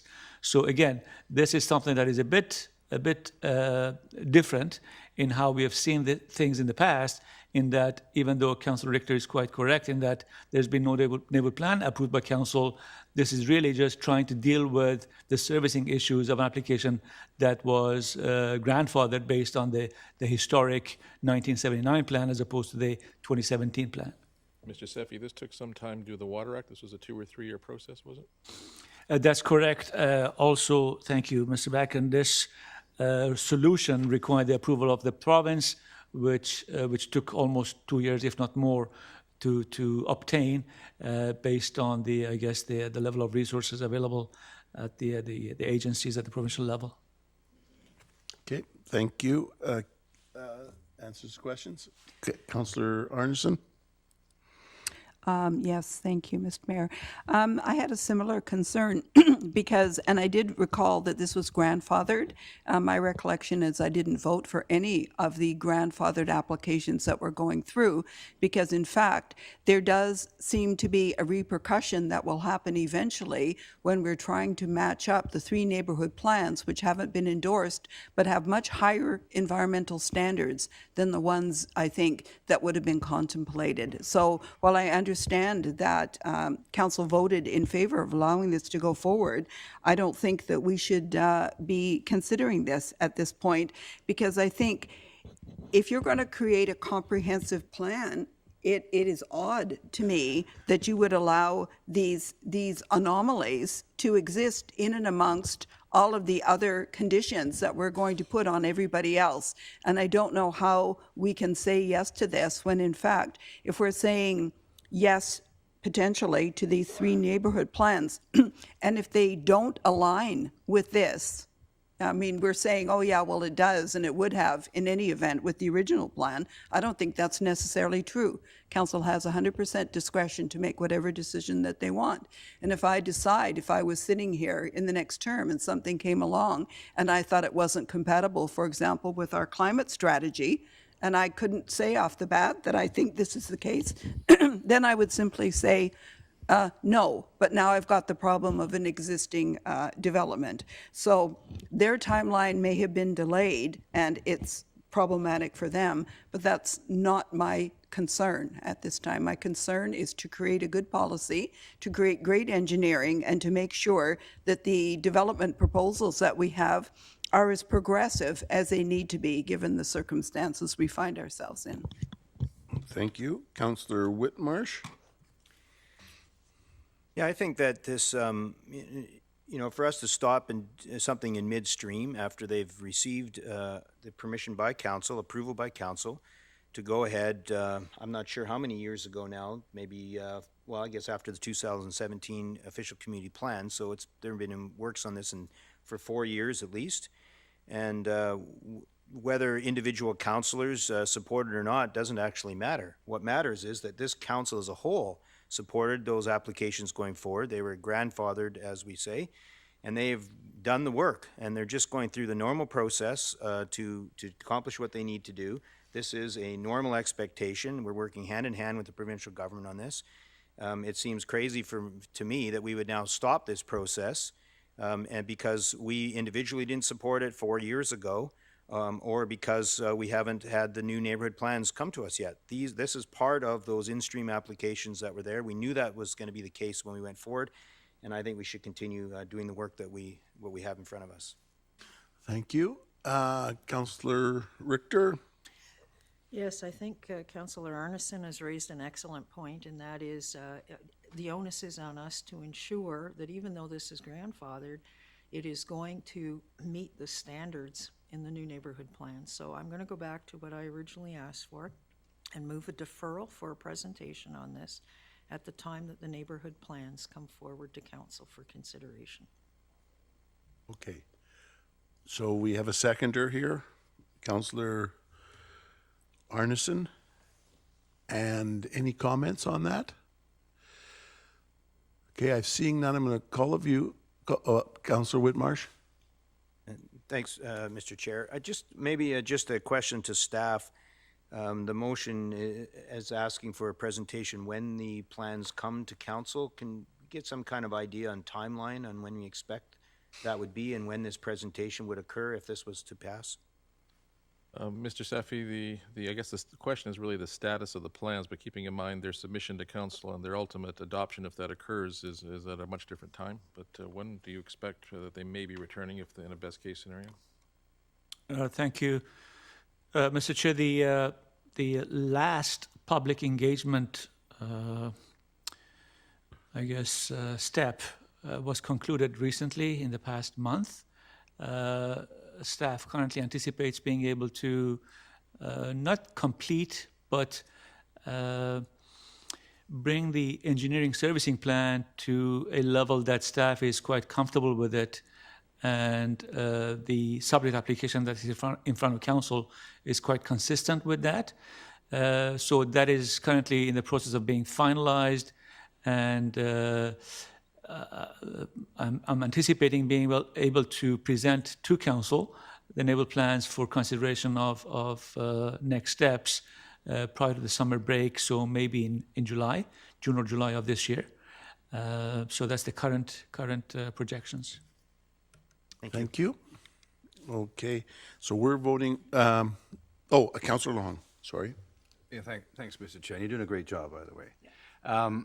But I'm confused here because this application is proceeding regardless of whether the plans, maybe I could ask that question first. Regardless of where the neighborhood plans are, which are going around for other consultation purposes, and Mr.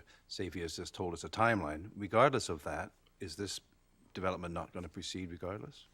May I ask that first of all? I think what Mr. Seffi has said is the development has received all the necessary land use, approvals. This is, however, a servicing matter. It's the storm drainage. So the land use approvals are subject to servicing matters being resolved. The servicing matter here, again, being storm drainage. So if the motion is successful, then the servicing would be deferred until such time as there's this presentation, as was suggested by Mr. Seffi, that would be June, July, if it makes it before the summer break. No, but I don't understand the correlation between the neighborhood plans coming forward and this particular. Obviously, if there's someone on council that want a presentation on this, the presentation should come as soon as possible, next meeting perhaps, to clarify what it is that's going on here. I don't feel, or at least I don't know if the rest of council does, is this dependent upon the neighborhood plans, or is it's going on its own from what I understand? What Mr. Seffi, as I understand him to say, was that the matter is consistent with the engineering that is part of the planning process, but that this matter could stand on its own. However, council has the authority and jurisdiction to say that they would like to look at it in totality with the plans if that's their choice. Okay, well, I mean, I think if we need an explanation on how this is working, perhaps it could come sooner than having to wait or tying it to the neighborhood plan. So would that be appropriate that I could make a motion that if council needs a presentation, it should come forthwith? Well, can I What is just, staff's comment on that? Councillor Richter, is that meaning that if we get one sooner, it's okay?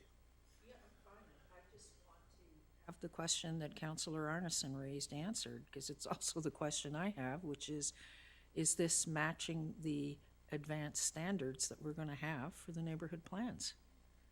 Okay, then I'll make a motion that it be amended to, as soon as staff is able to bring forward a clarification on this drainage development works agreement. Now, can we put an amendment on top of that amendment when we, or? You're allowed one. Amendment, the one. amendment. Okay, so Councillor Woodward's on the, No, we have to Okay, do we have a second. seconder for this? oh, I'm sorry. Were you seconding it? No, you want to talk about it. Councillor Kuntz seconds it. So it's on the table now. Councillor Woodward. Yeah, so I will speak to the amendment. I'm not really clear on that. So we're going to have a presentation on whether it meets the standards of neighborhood plans which haven't been approved by council. Is that what I'm understanding? So you would give a presentation on the draft plans, and then, but maybe the draft plans would change. So then we would be back in this sort of, I think the original referral made more sense because this could be considered concurrently with neighborhood plans as opposed to getting a presentation and then be right back saying, well, don't we need to wait for the neighborhood plans to be adopted prior to saying whether it meets the neighborhood plans or not? Mr. Chair, I guess the jeopardy is we're continuing to review the, merits of the application. Those merits have been decided by council, rightly or wrongly. That decision's in place. There was simply a development condition that there had to be servicing provided, if you will, storm drainage. So the concept that matter standing independently would warrant a presentation is something that's correct. If council wanted to understand storm drainage matters as part of this application, that would be appropriate. The timing matter then complicated it because it sounded like the presentation was to happen concurrently with the review of the neighborhood plans. But again, those matters are technically different. But that could certainly be the time frame. Council has the jurisdiction and authority to do so. The amendment now before council seems to suggest that we would not be doing it when the plans are there, but as soon as practical, I guess, is what it comes out to be. So it's all really going back to the root of the fact that these were approved, I guess from a land use perspective, 2 or 3 years ago, and it's been this time with the province because of the Water Act approvals that were needed. Yeah, okay, I just want to clarify that one thing. I don't think it was 2 or 3 years ago because I certainly didn't have a chance to vote on the Special 13, as I refer them to, so that would have been prior. So I'll make it clear I had no input or any participation in the Special 13. But either way, I will wait for other comments if there are any. I'd be quite happy to wait for the neighborhood plans. Thanks. Okay, I see no comments. We're on the amendment. We're on the amendment to the referral. Amendment to the referral, and the amendment is, That the presentation for when, to be come back to council as soon as practical instead of when the neighborhood plans come forward. okay, does everyone understand that? I'm going to call the question. All those in favor? Those opposed? Councillor Woodward and Councillor Arneson and Councillor Ferguson opposed. So it carries. Now, can we vote on The referral. Referral is amended. Okay, I'm going to call, I don't see any on the speakers list. All those in favor of the referral? All those opposed? Councillor Whitmarsh is opposed, and Councillor Ferguson is in favor. Okay, sorry, just one opposed. Councillor Whitmarsh opposed. Thank you. Mrs. Little. The next item on the agenda is bylaws for consideration at third reading. Item H1 is the official community plan amendment and rezoning application number 100214 and heritage alteration permit application number 101241 for the Township of Langley, Vicini Homes in Fort Langley, located at 9100 Block, King Street, bylaws number 5761 and 5762. Do I have a mover? Councillor Kunst, and second by Councillor Whitmarsh. Any discussion? Councillor Woodward?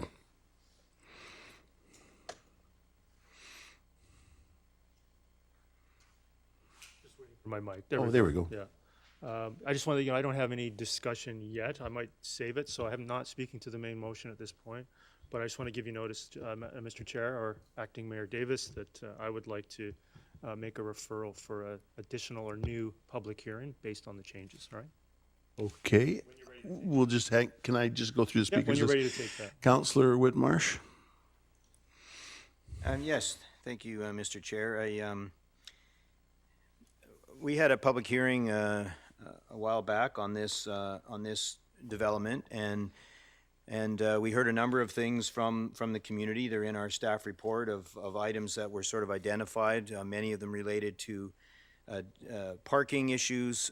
Particularity was probably the strongest, but also things around green space, things around density, and some of those kinds of things. And I think council heard the concerns from the community and asked staff to meet with the proponent to discuss the various options and what could be done about that. And I would say that, now that we have it coming back, I would say that there's been some really positive changes made to the proposal. The proposal has three units less in terms of density, so that's represents about 8% reduction in density in the complex. Increases parking by about 20 stalls, which is quite significant. That's a more than 20% increase in parking in the units, and as well as just the overall layout has made it a bit more user-friendly for people in the area. So I think these are really significant changes made to this unit, to this complex.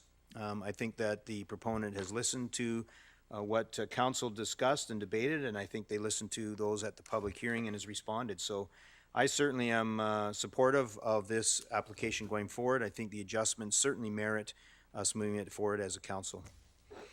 Thank you. Councillor Kunst. Thank you.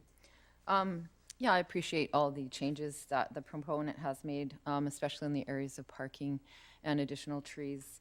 And Langley needs more housing options like this, so I am in support. Thank you. Thank you. Councillor Richter. Contrary to Councillor Whitmarsh, I don't think enough changes have been made. I don't think this has addressed the key concerns that were raised at the public hearing, most of which surrounded around the parking as well as traffic flow. Royal Street is still going to stay closed, and there will be a loss of parking on Royal Street from 29 stalls, informal stalls there right now. This is on page 6 of the report, down to 16. So that's quite a loss. I also think the loss of this road is going to impede traffic flow through the fort, and certainly, I mean, I just even think of the May Day parade. Where are they going to stage the parade now? Because they used to rely on Royal Street to stage the parade. So I am not in support of the changes that have been made. They are insufficient. And if Councillor Woodward thinks we should send this out for a second public hearing, I'm inclined to believe or to go along with that, because I do think that the residents need to have a look at what's been proposed and to give us the feedback as to whether they think what's being proposed here is acceptable. Thank you. Thank you. Can I just ask a question, I guess maybe a legal question? If, maybe I'm putting the cart before the horse here, but is it legal? Can we legally do that based on the changes? We've asked for the changes, and maybe I'm muddling this up. We've asked for the changes. We've gotten some changes. The legalities of a second public hearing, what triggers that?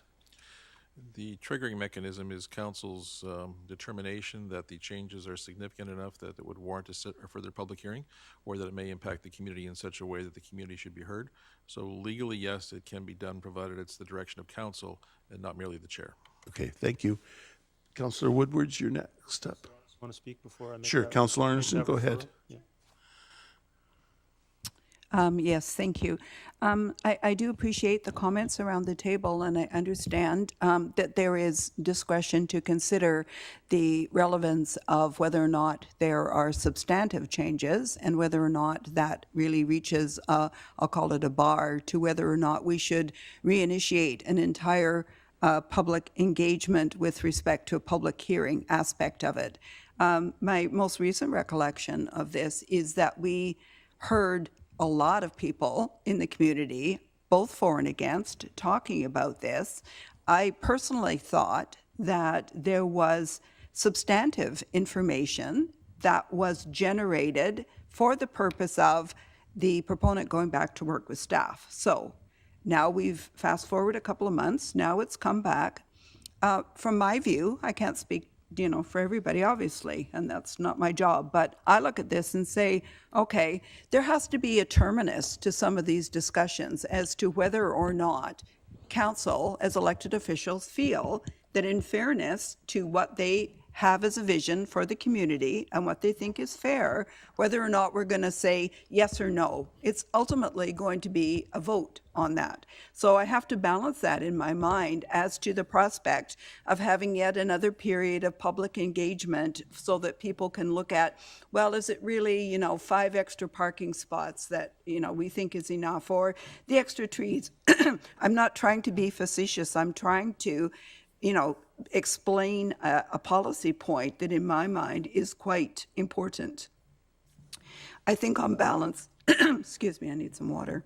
I think on balance, for me, there has to be some kind of reference to the fact that in addition to what the public is saying, for example, that they think that there'll be insufficient parking or more congestion, worried about the road closure, we also have to look at the balancing that we need to do in order to make this a viable development. Maybe some people don't care whether or not the business model works or not. But I would say that that has to be one of the considerations that we apply to our analysis.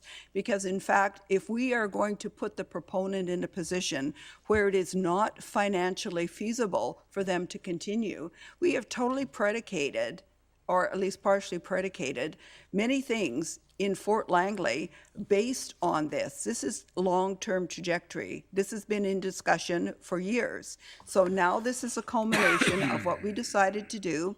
Land consolidation happens both in Fort Langley and other places on a regular basis. And I guess you have to particularize and then say, okay, based on the information that I have, how much of a difference would it make if I heard from more of the public who is still concerned about parking, that I would say yes or no, and that would be my litmus test. What do I think would be the difference? I'm not against having another public hearing, but I don't see that it's going to really change this outcome in all likelihood. I really don't think so, because I think that it likely will be a close vote today. And if it's a vote in favor and somebody wants to reconsider, well, so be it. But I don't see that it's all that helpful, in my opinion, to move this yet to a secondary public hearing. Personally, there's people on council that have had many more years of experience of being elected official. I don't think that that would be the norm. So, and maybe, maybe you want a legal opinion. At what point do we have to make a decision and say we have enough information that we want to make a decision about this so that there is some certainty and we can move forward? Because this could be another few months, at least, if you put it to a public hearing. Thank you. Thank you. Councillor Woodward, would you like to entertain? Yeah, thanks. So I would like to move a referral for a subsequent public hearing. Okay, we have a mover and a seconder, Councillor Richter. I'd like to speak to it a bit, if I may. Yes, go 'Cause, right yeah, no, I hear Councillor Arneson's comments. I mean, what is necessarily the value? So obviously, I see the value in proposing and showing the changes to the public in a way that they can communicate back with me. Maybe remember that right at the moment, I can't actually receive any feedback on the new version officially. Is that correct, Mr. Bracken, if I may? Go ahead. That's correct. That's correct. So I think that that's maybe the missing component that maybe some members of the public and maybe members of council, maybe just to get a refresher, that at the moment, if I have people wanting to talk to me about the changes, potentially make some additional tweaks here or there, I'm not able to hear from them to do that. And I think that that's why I want to open this back up again. Maybe there's a compromise here. Other people can make an amendment to keep it a written submission opportunity so that we can actually receive some submissions back from the public. Again, maybe it doesn't have to be a complete formal public hearing. But that's the challenge that I'm trying to address, that I would like to get some additional written submissions in a legal fashion and potentially consider some small tweaks and then potentially support the application. To me, that would be consensus building leadership. So hopefully there would be a way to consider that and involve the public in that kind of consensus building, not make a few tweaks and say, well, I've heard enough and approve it. I would prefer to, I think, do this one a little bit differently. So that's my rationale for it, and hopefully it can be supported. I did have one other question, though, Mr. Chair, through the staff, to maybe make an amendment to the referral for written submissions or the public hearing as it's currently structured. How would I potentially, Mr. Backen, if I may, Mr. Chair, add an amendment to that referral for public hearing to allow the public to have some more information about the fact that this is publicly owned land, which we currently have a private developer making an application for, and how that's being done and for what value that's being done? How would that potentially be made public? Okay. Mr. Chair, I think, Your Worship, I think it would be a matter of actually having an amendment that was twofold. Would be that, first of all, that the matter be deferred so there could be a further written submission opportunity, and further that there be the publication of the rationale and details of the land transaction. So that would be the rationale and details of The the land transaction associated with this proposal? Correct. Yeah, so Mr. Chair, I'll be making that amendment to the referral when you're ready to take that. Okay, I'm just concerned about going halfway on a public hearing. Like, I know you said maybe we don't have to have a full public hearing. That's not the current motion. The current motion is a full public hearing. Is a full public hearing. Okay, guys, I heard you mention that. Okay, Councillor Long. Why doesn't the council just make the motion the way he wants instead of trying to amend it? Because this seems to me to be complicating things a little bit. So I understand that the changes aren't sufficient for some on council, and so they want to go back to public hearing. I have the floor, I think. Yes, you do. I've Carry I've on. heard some councilors say that. Anyhow, I think we would just like to, maybe you can clarify, Mr. Chair, because, I'm not sure where we're at. So are we having, this is a motion, then another one, then another one? No, the motion is Is to refer this to public hearing? refer it to public hearing, for a full public hearing and written submissions. Yeah, okay. And Well, you have the floor. Yeah, thank you. So, And every public hearing has written submissions, by the way. Yeah, okay, So, yep. but public hearing, as the way we interpret it here, means that it's an in-person thing, because a public hearing means the public come, right? Well, it is Written now. submission. Well, it's always been that way. well, okay, Okay, anyway, last 2 whatever. years. So, in the report, there's all these bullet points of what the staff interpreted from the public hearing. And council is deliberating on the report that, to me, addresses many of them. I mean, I have different opinions about, I think the more parking you provide, the more cars you have. The more cars you have, the more congestion you have. So it's just kind of a bit of a circle, effect there. But whatever the case is, I think that the report has addressed those concerns, and I don't understand, from my perspective, or I'm wondering where council feels it's going back to a public hearing again is going to change the outcome. So I believe, and we've heard from other councillors that these amendments that were requested by this council are being delivered in this report. So I really feel that we have enough information. So second public hearing, to me, Your is a idea one is way to probably maybe a no vote. probably. Okay. Councillor Whitmarsh? Yeah, I think, we have a lot of information here. We've been discussing this for a number of months. We had a public hearing. We had a number of people speak to us in that public hearing. The staff report has all the bullets listed here. So we have a lot of information. And we've requested staff to meet with the proponent to go over all of those bullet points and to come up with a solution for that. And so I've heard Mr. Backen suggest that it would be possible to have a second public hearing, or it would make sense maybe to have it if there were substantial changes made. And yet I've heard at the council table that the changes aren't substantive enough, and so therefore we should have a second public hearing because the changes aren't substantive enough. So that's kind of the opposite of substantive. And yet we have quite significant changes, a 20% increase in parking. And one of the biggest issues that people had was a lack of parking. So they've increased it by 20%. We've decreased the density by 8%. And we know we need housing in this community. We have a housing crisis in our community. We have over 4,000 new people coming every year to Langley. We need housing. We need housing that people can get into, and we need housing of this type, of multifamily type, in the community of Fort Langley. And so here we've reduced the density, we've increased the parking, we've done all the things that were brought up at the public hearing. And so to now go back and ask for another public hearing to double check, just in case they wanted, one more unit gone, or we wanted 2 more parking spots.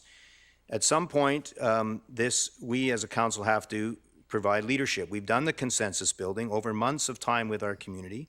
We've had public hearing, we've had written submissions, we've had a lot of information. That's the consensus building. And now it's time for council to demonstrate the leadership part of that consensus building and to make a decision based on all of the input we've had from the community. And we've sent it back to staff. They've made considerable changes, the proponents have, and we as a council now have to decide if we think they've met that criteria. It's our job to make those kinds of decisions, not send it back to the community again one more time to say, do you think or not? Let's make you be the leaders, because we as council aren't really willing to do that. The consensus building has been great, and I am always open to listening and hearing people. I know that people suggest that I don't want to hear from people. That's not true. I love hearing from people, and we do lots of public hearings, and I'm very supportive of that. But for a second public hearing on something that has been dealt with quite well by staff and the proponents, it makes no sense to me. It seems like we're delaying the process of providing more housing for our community by doing this. So I will not be supporting a second public hearing. Thank you. Councillor Richter? I was just wondering if the clerk could reread what the exact motion is that we're voting on here? The motion is a referral for a subsequent public hearing. Okay, for a subsequent public hearing, so not a second public hearing. Second public hearing. Yeah, okay. And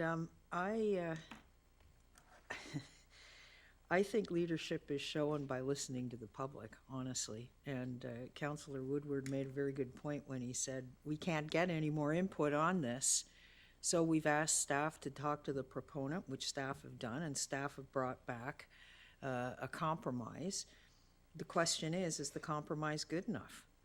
And that's what we need additional public hearing on, additional public input on. Is this compromise good enough?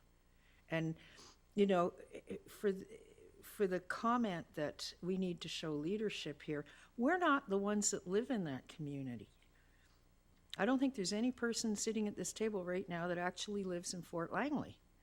They're the ones that have to live with the results of this decision. So I think we are demonstrating leadership in the true sense of the word by going back to them and saying, okay, is this good enough?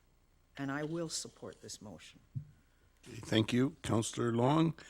And we're getting... Yeah, but this is important now, because this is the second public hearing. I'm going to ask Mr. Backen to put on his lawyer's hat, because the reason that we can't receive other input and so forth is that there is a semi-judicial duty that we have that occurs during that public hearing. That's the one that we have already held. And so we open the hearing, we hear from the public, we close the hearing, and we're supposed to make a decision on that. So I'm not saying, apparently it is legal to have a second public hearing, which is what the motion is. But let's be clear, in my mind, we had a duty to consider what was brought to us at that public hearing. We reacted to it, and here's a solution. So I think we're in a little bit of a dangerous spot by going back, because it's like kind of like, you've been to court, that you've presented your testimony, and the judge is making a decision. And that's what we need to do, and that's the leadership that we need here. Thank you. Councillor Woodward's, your name's up there again, is it? Yeah, I wanted to make an amendment to the referral, if I may. Okay, let's hear it. Yeah, Mr. Backen's going to assist with that.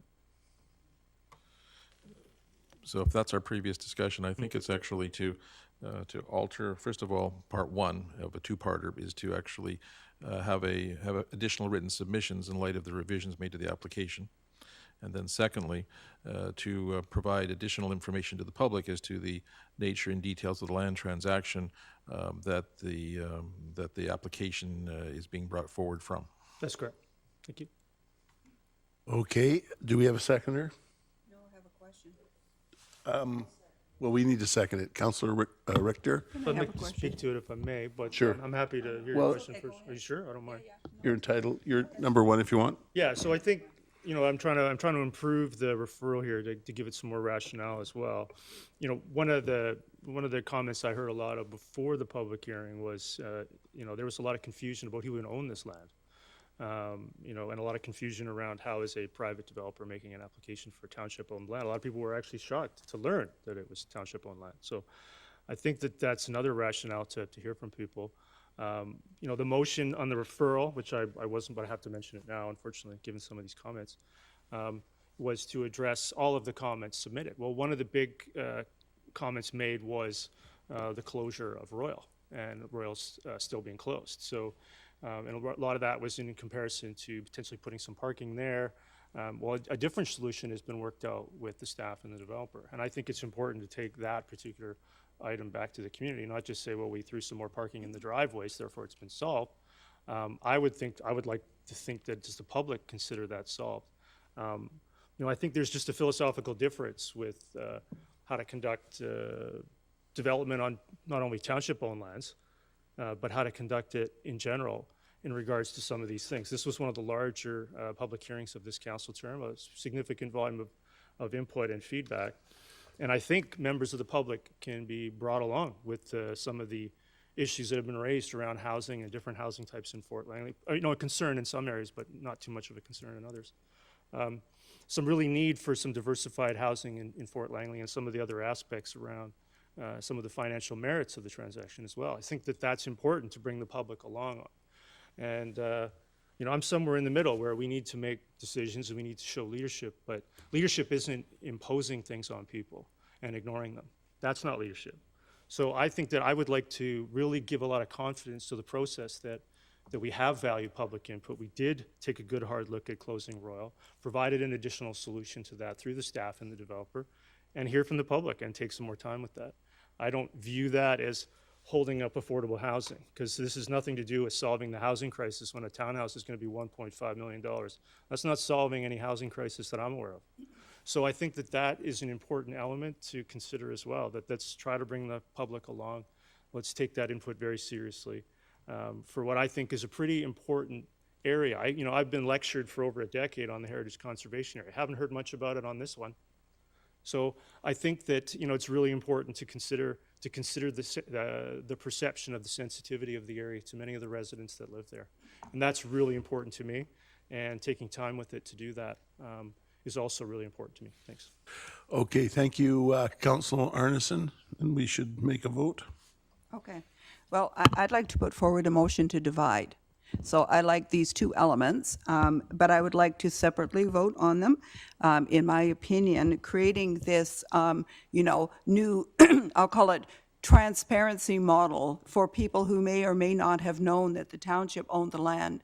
I think that it was pretty much common knowledge in the community that the town, well, maybe some people didn't know, but there's lots of things that happen down my street that people don't know either. Well, I see shaking of heads in the gallery, maybe the case that some people don't know.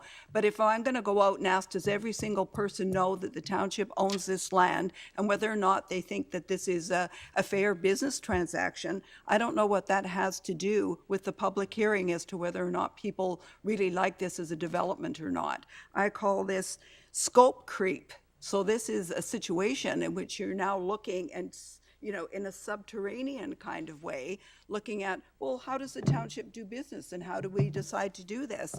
And quite frankly, I have said many times in the past, I think the township of Langley needs to have a separate independent development arm like the city of Surrey, so that we don't have to have these discussions as to whether or not something's been politicized, who's doing what, is this the right amount? That should not be exactly our purview. We're a governing body. I'm not saying it's of disinterest to me, but what's more of interest is the fact that we have predicated our museum and other plans on this happening. And for the last at least 2 years, more like 3, we have actually had this public engagement, public information. How would people think that there's a laneway that suddenly now is showed as closed? I mean, I wouldn't understand. People, I don't think necessarily that they're all really nosediving into all the details of stuff, but I think this one has been very clear and very transparent as to what was going on. Whether or not you agree with the fact that we have done a negotiated agreement that buildings are coming there, irrespective of that. You know, I think it's way too late to start delving into whether or not this is the right thing to do. If you want a different policy, I would say start from tomorrow and say all township land should be handled in a particular way. And this is how we need to move forward. And I would be 100% in support of that.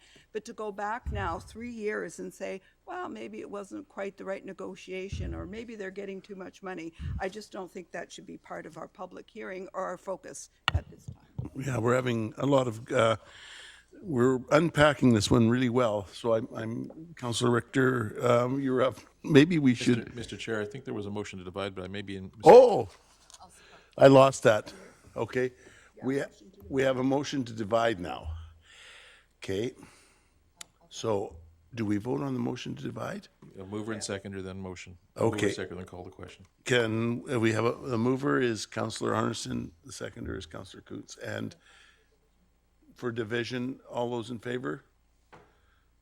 Those opposed? Councillor Woodward's opposed.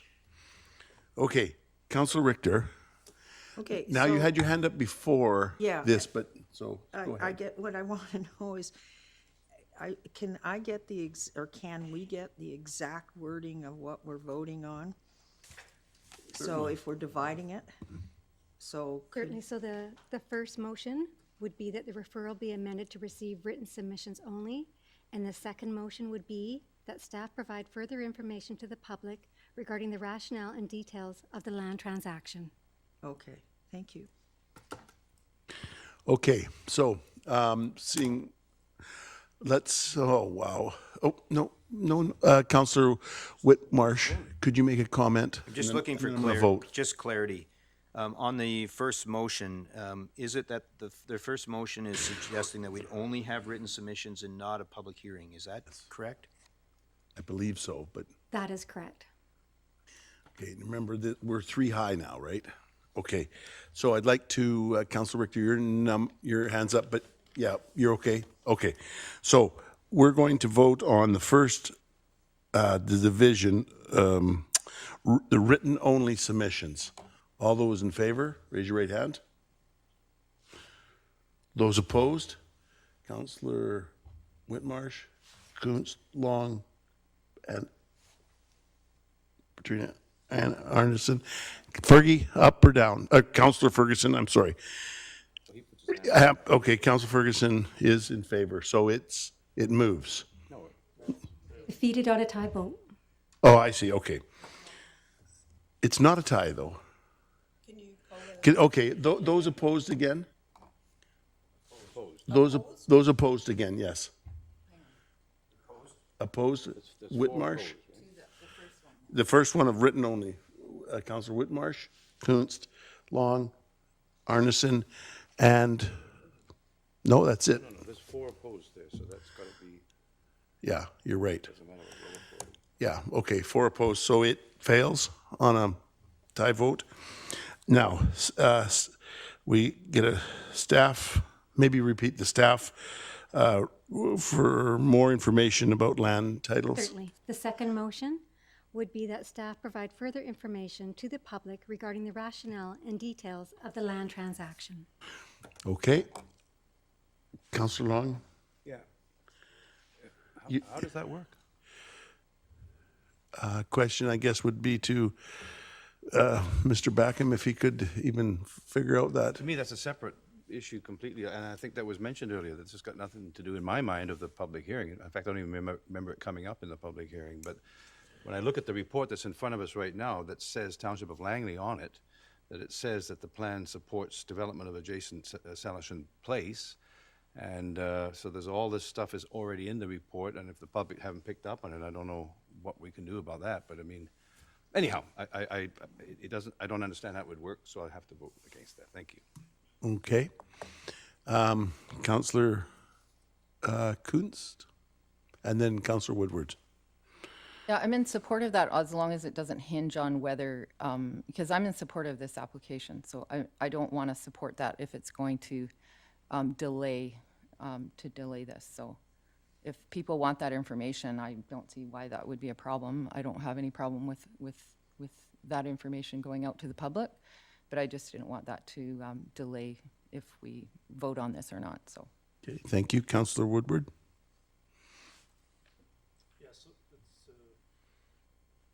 Yeah, it's great. So let me, because I appreciate that. Let me see if we can build some consensus here. So, question through to Mr. Backen. No, Mr. Backen, if it's been, so now it's, unfortunately, I was a bit caught off guard by that. So we did not, quote unquote, downgrade it from a full-on legal public hearing to written submission. So now it is a full public hearing. Is that correct? Correct. Correct. So, okay, so people may, okay, so then I'm a bit confused then, because the written submission would have sped it up as opposed to a public hearing, which potentially does slow it down. Okay. All right. So to me, that's important to, given the feedback that I heard, I'll try to say it again in defense and support of this concept, is that, you know, there were written submissions of people, verbal communications that I had prior to the public hearing as well. People were not aware that this was a public-owned site. And so that changed their perspective. I think people are a lot more aware and tolerant of somebody with private property rights proceeding to develop it. And they're, I think, willing to accommodate a lot more in regards to respect for that process of private property rights. However, if it's owned by the taxpayer, I think it fundamentally would change their position. And I think it's important that people know that. And I don't think, when, you know, people think, well, you didn't know, so you didn't know.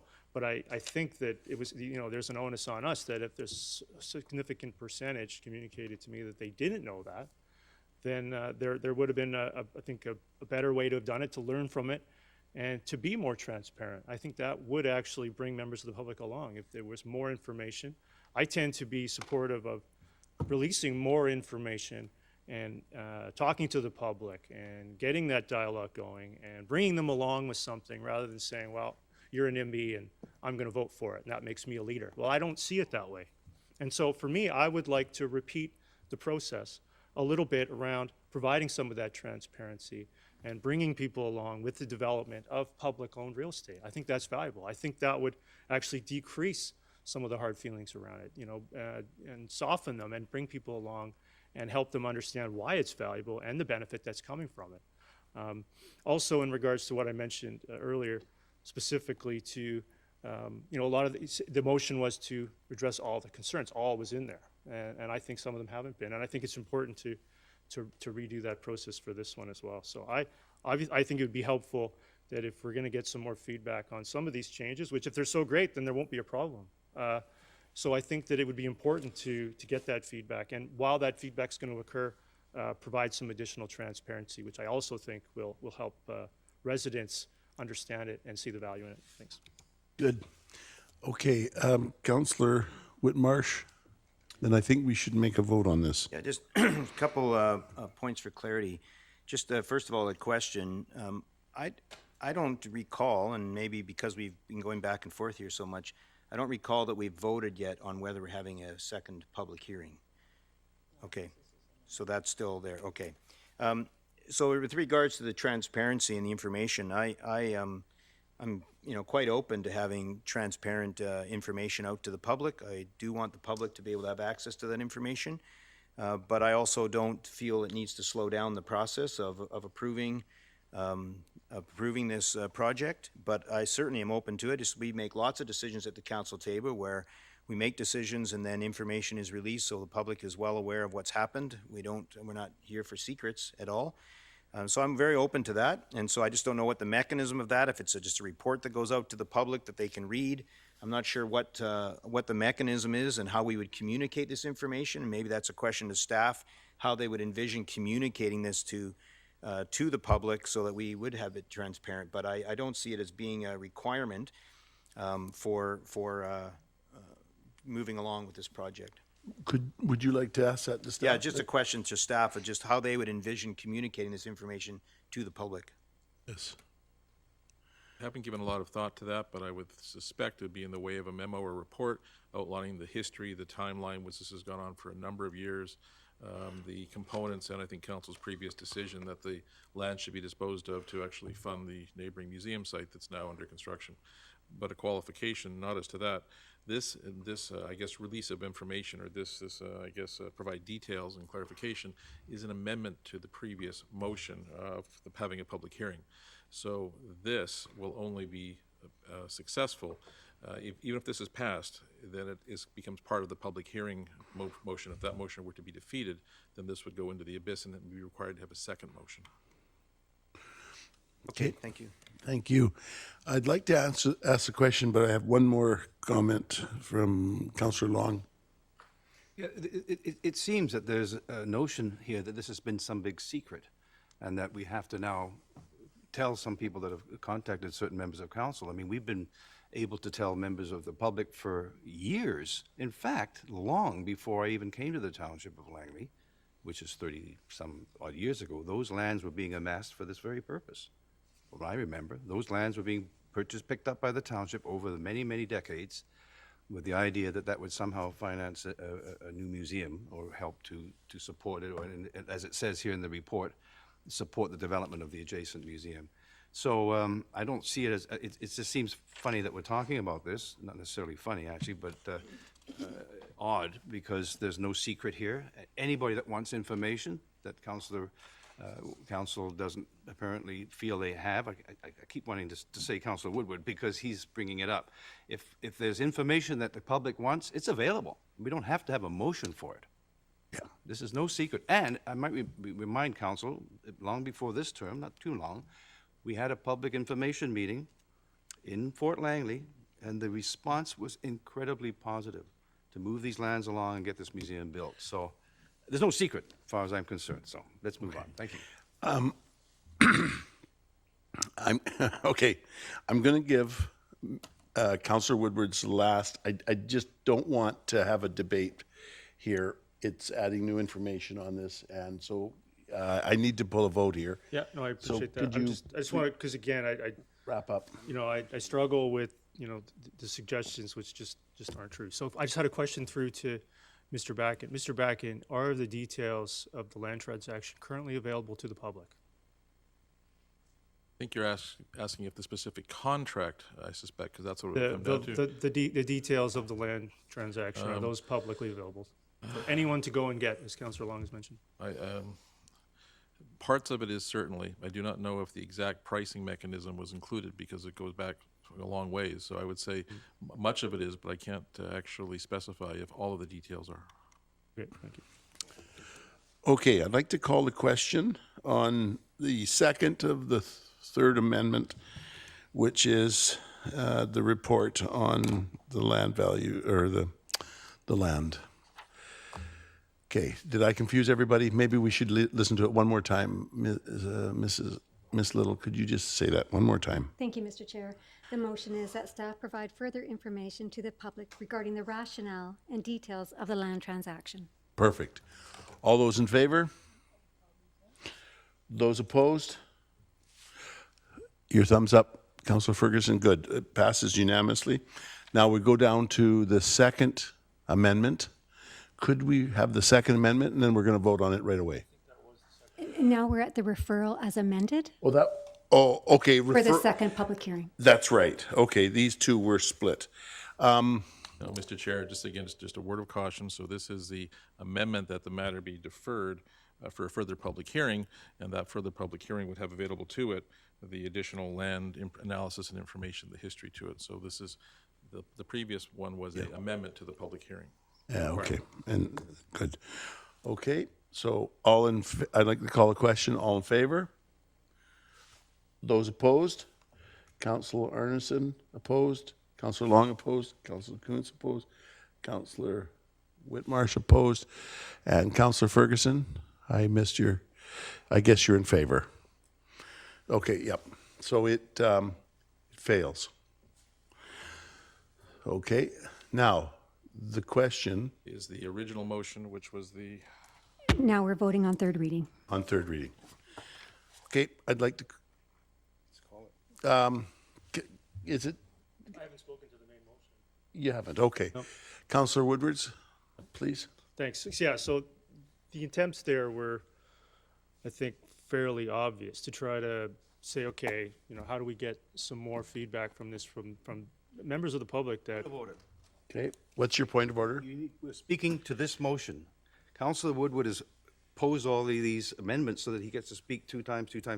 We're back to the main motion, so we're not discussing this whole attempt to go to public hearing a second time, only going to what's I on don't file. want to go into the rules of why people do this, but it does end up at the end of the day, we hopefully will make good governance. Let's talk to the motion. So, we have a motion. Let's, Councillor Woodwards, talk to the motion. I am trying to talk to the Okay, motion. okay, You know, carry on. Councillor Law may not like what I have to say, which is his right, but I have the floor as he's. Yes, you have the constantly- floor. Carry on. constantly Thank reminds you. us, yes.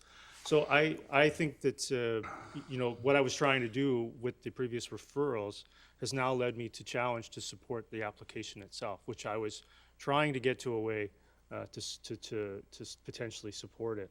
So, you know, for me, I think that, yeah, there has been some real concerns about how this has been done. People are not aware that it's public land. People have been frustrated with the process. They've been, I think, a bit concerned of the nature of the development fitting in and around Fort Langley. We have a lot of people on Hudson Bay, Royal, King, Queen that are directly affected by this application. Their value and interest in property is directly affected by this application. And I don't think that there's been a sufficient process around that. I think the changes are they're getting close, but they're not really addressing what was submitted. It almost feels like I'll apply for 25 UPA and I'll knock it down to 21 and get it approved. That's pretty much what I'm seeing as a process, and I don't think that's right. I don't think that that's taking into consideration people's interest in property. I think that there's some significant challenges around how the heritage conservation area is being administered. And I think that there was an opportunity, I don't think there is now, given if you don't want to hear more from the public, then I'm not sure there's an opportunity to continue to hear from the public. I'm not sure I'm still sort of struggling with the logic of all people will approve this application, then give people the information they should have had prior to the public hearing. I don't understand any of this process here tonight. There's comments about public affordable housing and the need for housing for crisis. This is not going to do much for that when you have townhouses for 1.5 million being built on publicly owned land. And what I see is a significant lost opportunity for something that could have been a lot better. And the process to get there is not being allowed to occur. There seems to be, you know, conversations that occur between the developer and the staff that address some of the comments, but not all of them. And it's coming back for approval. And I think I struggle with the nature of that process. I struggle to hear that somehow public hearings are the target to speed up the development process, that will somehow removing public hearings to speed up development process, and I think we're seeing that here tonight. Comments about, you know, we got to get this done, get this done, get this done. Apparently it's been going on for 4 years, but another public hearing is the most outrageous suggestion ever. So I think there was a lot of grounds to really do a good job on this site, and I think we didn't reach that. I think we could have, but we've chosen not to. Thanks. Okay, thank you. Councillor Whitmarsh? Yeah, I don't think the characterization of what's happened is accurate. I think this has been a long process of years of working towards building something that's really valuable for us in the community of Fort Langley, that is providing housing. I didn't suggest that it was affordable housing. I said it was adding to housing. We need more housing. I agree, they're not living in a townhouse in Fort Langley isn't necessarily affordable. We all know that. But this does provide a different type of housing in Fort Langley. The proponent has made the adjustments, working with our staff. We heard a lot from the public. We are not suggesting that we shouldn't have public hearings. We did have a public hearing. We followed due process. We followed the process that we follow here at the council table. Changes were made to address those things. The topic of Royal Avenue being closed, it still is in this plan remaining closed, but that was also contemplated and considered in the Fort Langley Community Plan. So anyone who's read the Fort Langley Community Plan and looks at it would recognize that Royal Avenue was to eventually be closed. So this is not new information. This is a plan that's been around for a long time. Anyone could read those plans. That's why we have plans as a council. We put plans in place and then we build to them and we plan accordingly. This is a good community benefit. It also helps us, as we know, financially towards the providing for the museum and the other public benefits that we're having for our community. So the adjustments have been made, a significant increase in parking, as I mentioned before, decrease in the density, which addresses other needs, and the Royal Avenue has been considered for many, many, many years that this is what would happen. This is not a surprise to anyone who would live in that area and have looked up the Fort Langley Community Plan. They would see that that was the case. So I do think we need to keep moving forward. We've listened very well to the public, and now we are making a decision, and it'll be a wonderful project, and when it gets done, there'll be people who will be really happy to see this project completed. Good. Thank you very much, Councillor Arneson.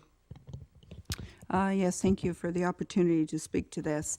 I think that it's a bit problematic to start characterizing the way that we are dealing with this as to suggest in any manner that those who don't wish to have a secondary public hearing of some type are not interested in hearing from the public. I think that would be a total mischaracterization of what's happening.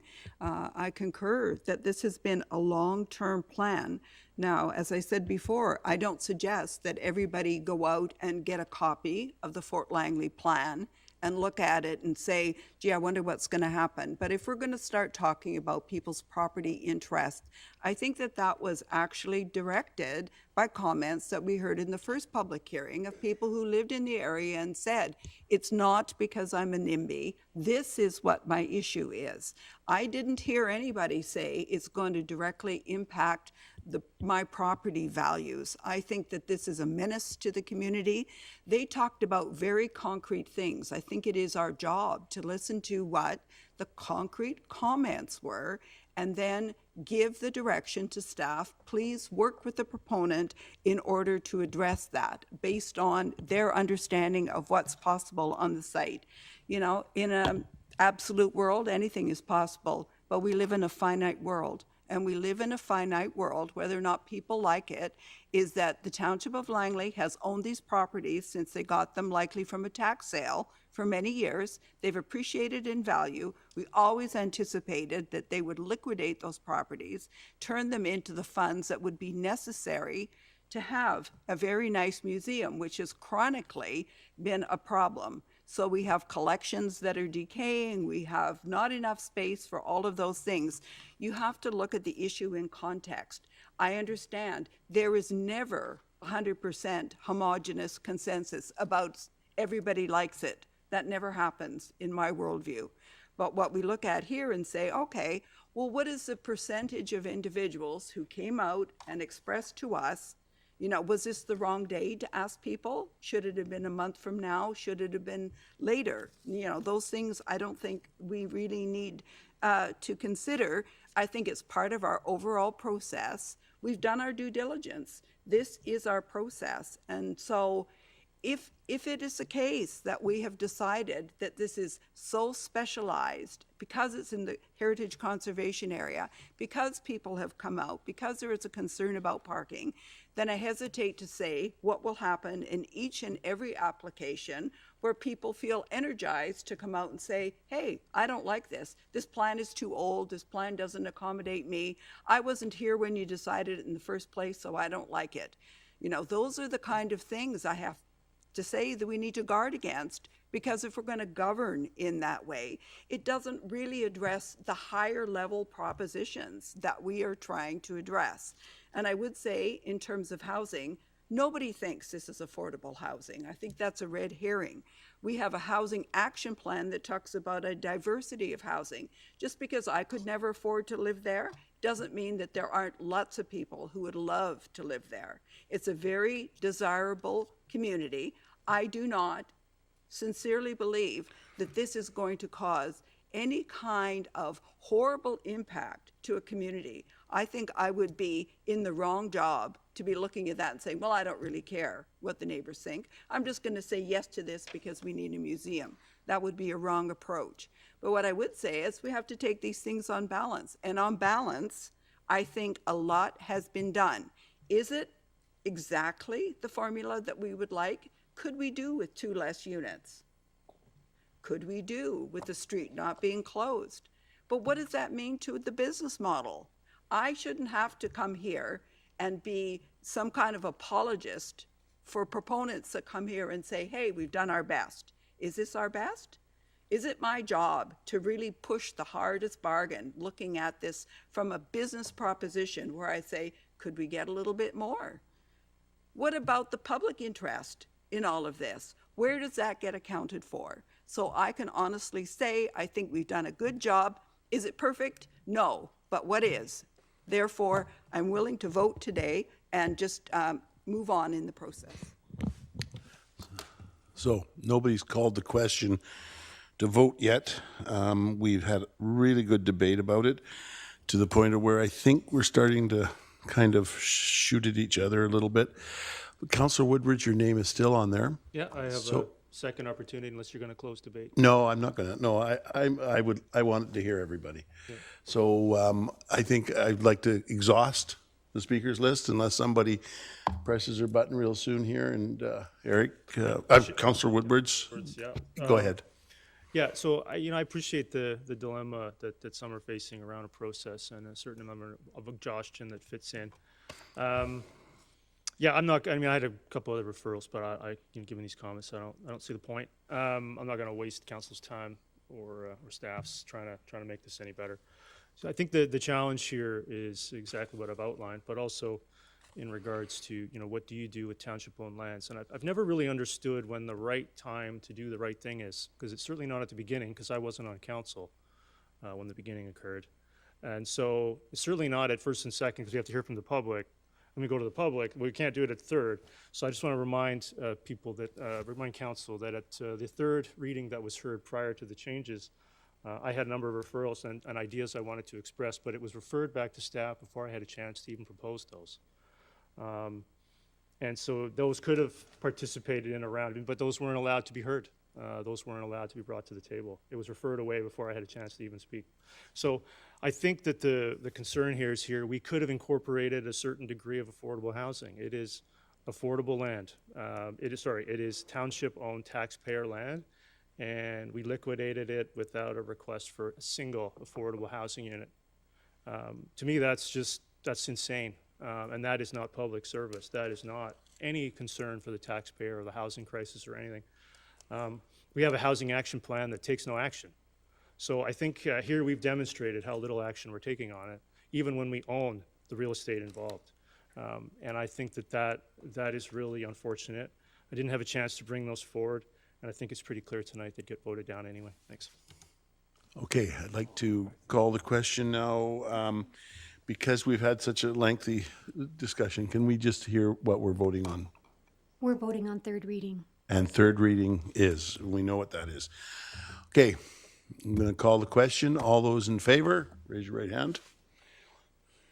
And those opposed? Councillor Richter opposed, Councillor Davis, Councillor Woodwards, and Councillor Ferguson opposed. So it fails. Okay.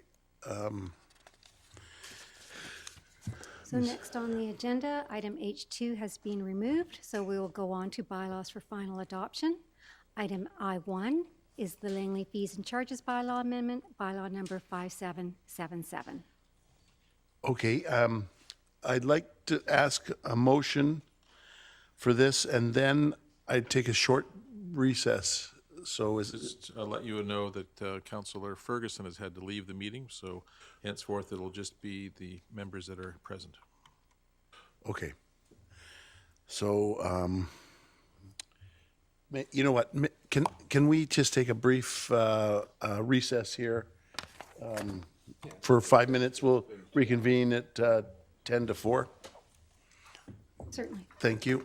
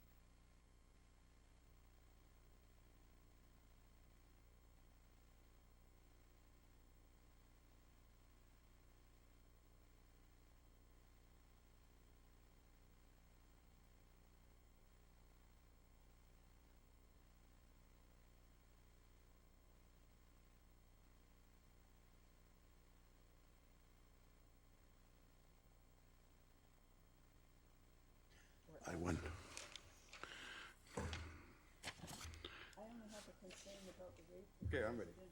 What about Fergie? Oh, he's gone anyway. Yeah. I1. Okay, I'd like to reconvene our meeting. Bylaws for final adoption. Ms. Little, could you? Certainly.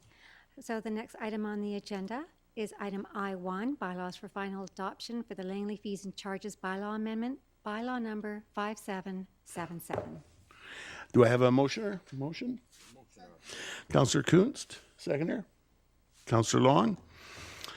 Any discussion? Councillor Arneson, you're up. Yes. Thank you very much. Yes, through Mr. Mayor, I would like to go to staff. I have a question regarding the user pay and explanation bylaw number 5778. So I just want to refer to, I guess, to Mr. Safey, the flat rate for residential customers in the amount that's been produced here, $594.09, with the current rate also being noted. I know I've raised this issue in the past, but I am concerned. Oh, If we could just hold that thought, we're on the previous bylaw. oh, sorry. So that's up next. Can we rewind? Yeah. Thanks. Sorry. Okay. Okay, we're on I1. So no, Councillor Long, go ahead. Mr. Chair, thank you. So I see in the charts, it's got the yellow highlighted figure, which is what the proposed charges are, but it doesn't have a percentage up and down. I know we've given it first, second, and third reading already, but maybe we should, could we know what the average increase has been? Is it linked to inflation, CPI?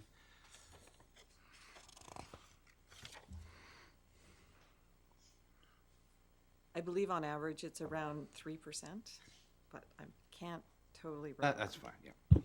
Thank you very much.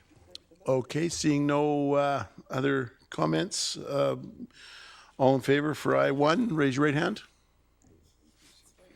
Those opposed? No opposed? Carries. Mrs. Little? Ms. Little? Thank you.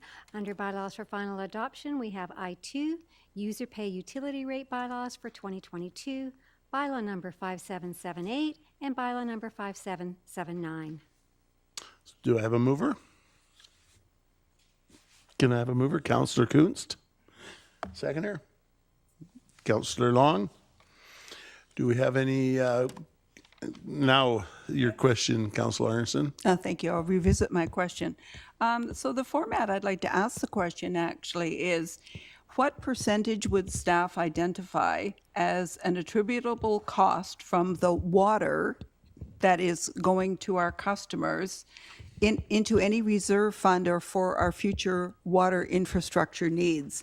Is there a component of that that's included here? Because I'd like to understand how it is that we are collecting funds in order to expand and maintain our water supply system. Thank you. To staff? Mr. Seffi, I think the question is, from our water rates, have we built in any, I guess, formula or percentage or rationale that would be removed from the strict rates for operations and including capital needs?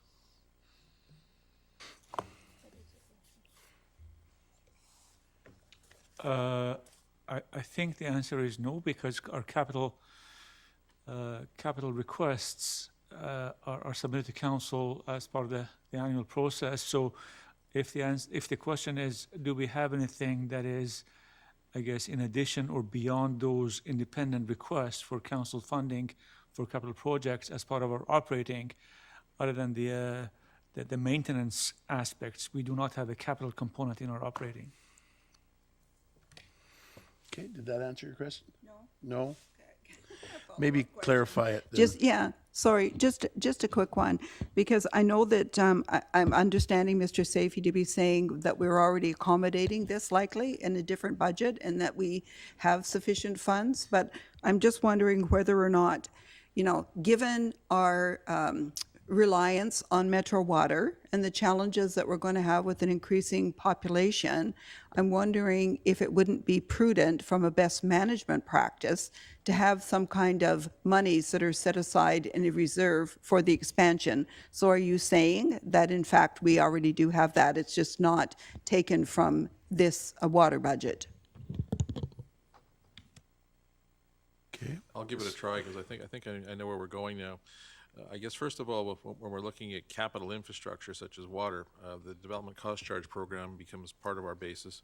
Then as well, there's other instruments like local area services or development works agreements that can actually fund that infrastructure. The water fund itself would be generally seeking to just maintain the cost of the operations and maintenance of the operations. So those elements then are combined, and sometimes we're able to reduce our costs, and that could mean that we have a surplus, and that surplus then could be used to either in future reduce overall costs or to be put towards capital. The other factor of it, I suppose, is if we're going to undertake large capital projects, then what we would tend to do is we would tend to increase the rates with a view to creating a reserve fund on a case-by-case basis. We would tend to increase them over a number of years, gather the capital money, and then put the item in. I think where you're going, though, is, okay, so now we've had this infrastructure in for 20 or 30 years.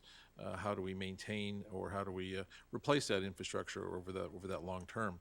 The simple maintenance would be covered, but if there's actually going to be massive pipe replacement, that may be something that we would have to look into in terms of some sort of capital sinking fund or capital reserve fund. But that problem is the lament of many municipalities, particularly as they wrestle with the increasing cost. Mr. Seffi, anything to add? I was just going to ask our Director of Finance in terms of contributions to reserves, whether that has a bearing on the question as well. Okay. We do have a water reserve, but we don't have a capital contribution for just a general contribution during the year for future. Sure. Sorry, I know that this is something that's, I believe, being imposed by other levels of government for asset management to make sure that we have adequate financing in order to maintain our infrastructure. So would this be something that could be included in that kind of analysis? Okay. Yes, you're referring to the accounting rules and regulations that require us to actually declare the value of our assets and then to have a depreciating amount off of those. I think in the long term, and this has been going on for 5 years now, that may be what the result is. It's the Tangible Capital Assets Initiative, and that is, I think, intended to do that, but I don't think it's actually got quite that far yet. I believe that's where the province is taking us, or I guess I shouldn't just say the province, but the appropriate government entities, but I don't think we're quite there yet. Okay, I see no other question, no other discussion. I can call the question. All those in favor? Those opposed? It carries. The next item on the agenda is our correspondence, and we have 2 pieces of correspondence today, one from the Longest Day of Smiles and one from the Falun Dafa Day for proclamations. Move receipt and second it, Councillor Kuntz. Do we have any comments on those 2? Seeing none, minutes of committees. We need to call the question. All those in favor? Those opposed? Carries unanimously.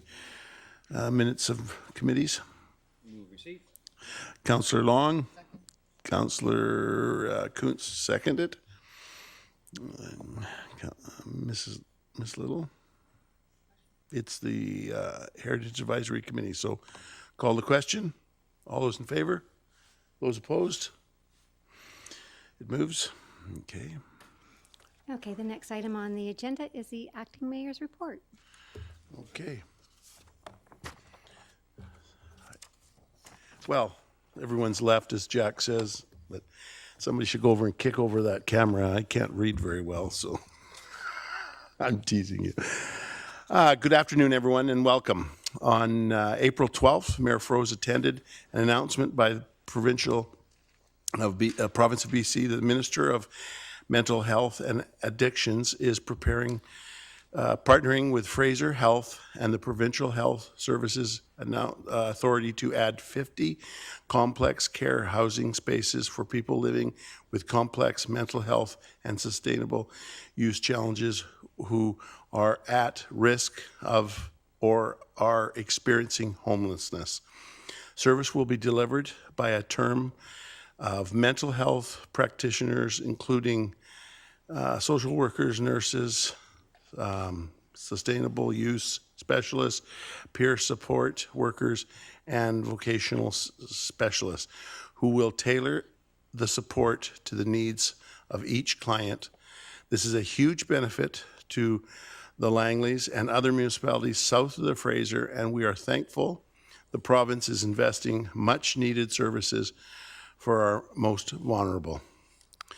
Also, on April 12th, Mayor Froese, Councillor Whitmarsh attended the Valley Grand Fondo VIP celebration night. The Valley Grand Fondo is a family-friendly 18-kilometer bike ride and festival that revolves around creating a sport for life culture within the community. We are excited for the return of the event in 2022. And Council Arneson attended the province's announcements regarding improvements to Langley schools. It was announced on April 13th that Vanguard Secondary School will receive seismic replacement and will add 2 new classrooms and a multi-purpose room to the school's main building. In addition, the province providing partial funding for the Langley School District to acquire land in the Smith neighborhood for a future middle and secondary school, and that's good news. Also on April 13th, 6-5 Sports and Entertainment announced that Canadian Premier League Vancouver 2023 expansion team will be based out of Willoughby Community Park. We are thrilled that the Canadian Premier League has brought professional soccer to Metro Vancouver and specifically here to the Township. Willoughby Community Park is an excellent location and will provide an outstanding experience for both participants and spectators. On April 14th, Acting Mayor Ferguson and Councillor Whitmarsh attended Salish National Culture Blessing of the Mitchell Group Culvert Project.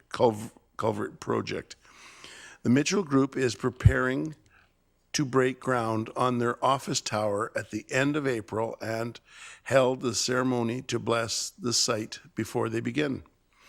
On April 19th, Acting Mayor Ferguson participated in a virtual meeting with Minister Nathan Cullen and Parliamentary Secretary Rice and Southwest and Centre Interior local governments regarding the spring freshet, which is a good thing. The Greater Langley Chamber of Commerce April dinner meeting was held on April 19th. Attendees listened to Dave Earle, President of CEO and the BC Trucking Association, who discussed current challenges and opportunities in trucking and logistics in the logistics industry. Acting Mayor Ferguson and Council Arneson, Kunst, Whitmarsh, and Woodwards attended the Gapsion Battle Memorial ceremony at the Doubleday Arboretum on April 22nd. The Korean War veterans, Korean leaders, community members, and dignitaries came together to remember and honor those who participated and gave up their lives in the Battle of Guignon. Also, on April 22nd, Mayor Froese participated in a meeting organized by Fraser Health regarding updates on their response to COVID-19 pandemic and to discuss areas where we can collectively work collectively to respond to the crisis. Sunday, April 24th, was our Arbor Day commemorable tree planting at the Doubleday Arboretum. The weather was perfect, and we had a great number of attendees this year. Thank you for everyone who helped organize this wonderful tree event.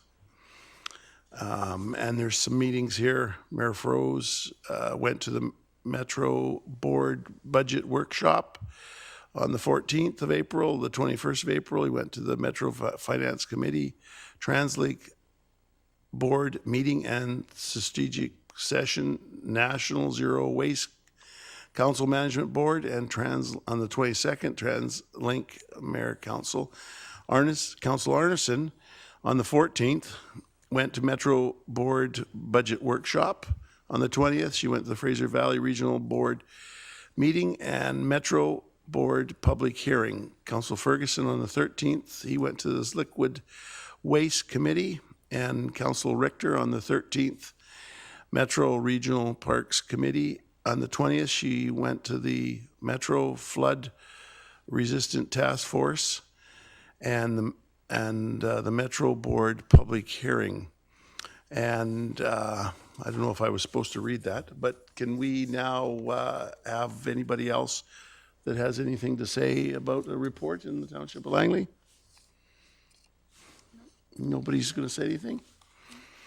Okay, so that's, thank you very much for listening to the report. And there's some pictures there of the tree planting. I think it's kind of a real neat thing to do. Okay, now then we're going to move into other business. And Miss Little, can you read who's up next? Certainly. The next on our agenda is other business, and we have a notice of motion from Councillor Woodward on Fire Hall 5 feasibility study. Okay, Councillor Woodward. I'll move the motion. It's moved. Who seconds it? Seconded by Richter. Yeah, speak to it if I may. Councillor Richter. Yes. Davis? Go ahead. Yeah, thank you. So, yeah, I sat on this one for a bit, but I recall when we, during the budget process, recalled feasibility studies for Hall 8 and Hall 7 to be done in 2022. There was some hesitancy to do a third simultaneously. And the suggestion was actually made by Councillor Whitmarsh to potentially consider this in 2023 budget. So I thought, well, that's actually a pretty good idea. So, but if we're going to pre-approve it, or, the idea was that we would do it in 2023, why not do it now and pay for it then? So that seemed like a great idea to me. There's been some discussion about the fire hall infrastructure here the last year or two, especially with me, and in regards to what the priorities are for our fire hall infrastructure. The chief has mentioned potentially for doing a series of fire halls, and I'd be very interested in seeing the next council have all three feasibility studies completed to have a good debate and a solid discussion around which to do when. I believe that Hall 5 is very important to consider as well. So I would like to hopefully see this motion go forward. Thank you. Okay, Councillor Long. Yeah, actually, if we recap, I think the staff's recommendation was to do one, and then council added another. So that was it, maybe staff can help me here, because there's all these 5, 6, 7, and 8 stuff, or 5, 7, and 8. So originally, the staff proposal was to do 7 or 8, hall number 7 or 8. Then we added either one or the other. I always go by location. The first recommendation was that it would be the Otter Hall, as it's the eldest. Then there was some further discussion about the Walnut Grove Hall, and that was included. And then this hall represents the Brookswood Hall. The average cost for each one, again averaging, was about $135,000. So effectively, this is a request to advance the feasibility study for the Brookswood Hall and presumably fund it from reserves and surplus. Okay, but does that actually get the hall built? And it doesn't. No, this is Currently, there's a plan to do a feasibility study on one hall, Otter, get the study done, get some construction happening, and move on. And there was also, which is not in here, there was a talk of another hall, maybe Hall 9 or something like that, right? Being located up in the northeast sector. There was some talk of an additional hall, say around the 232nd Street interchange, but that was not advanced for a feasibility study. So these are, so that is in a hold for a moment. The feasibility studies are for Otter and Walnut Grove to occur concurrently, and then this would bring Brookswood along with that. So there would be all three going forward. Those do not entail any construction. It's really the feasibility, I guess would be the size, the shape, the distance, the coverage areas, the modern amenities that those halls would include. It would be to actually have that, if you will, to come up with some preliminary concepts and pricing, probably some very preliminary drawings, but I wouldn't say building permit or architectural drawings, so we knew what we would be going forward to fund. Okay, so my concern of that is, of course, these things change rapidly, and as the world turns, so what is the point of having potentially three feasibility studies sitting on somebody's desk, and we can't build a hall? We can't build all three at once, and in fact, there's the fourth hall that hasn't been advanced yet, which is probably the most important one, which is the one that's close to the freeway. So, I mean, I go along with what staff ask for. That's what I feel that the council's responsibility is, to make sure that staff get the resources they need to move forward, whereas if council wants to say they want to do this and want to do that, I have to question, our expertise in that respect as well. So, but my main concern, council, is that you do a feasibility study in 2023, but you're not going to build a hall until 2026. You're going to have to do another one probably in 2025. So I'd rather just leave it the way staff wanted it. In fact, I didn't support adding 7 to it.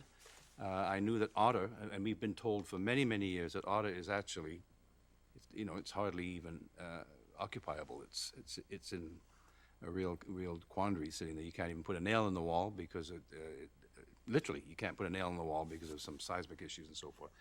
So it's a shame we did the 7 and 8, but we did, but I wouldn't like to add another one. So. Thank you. Councillor Whitmarsh?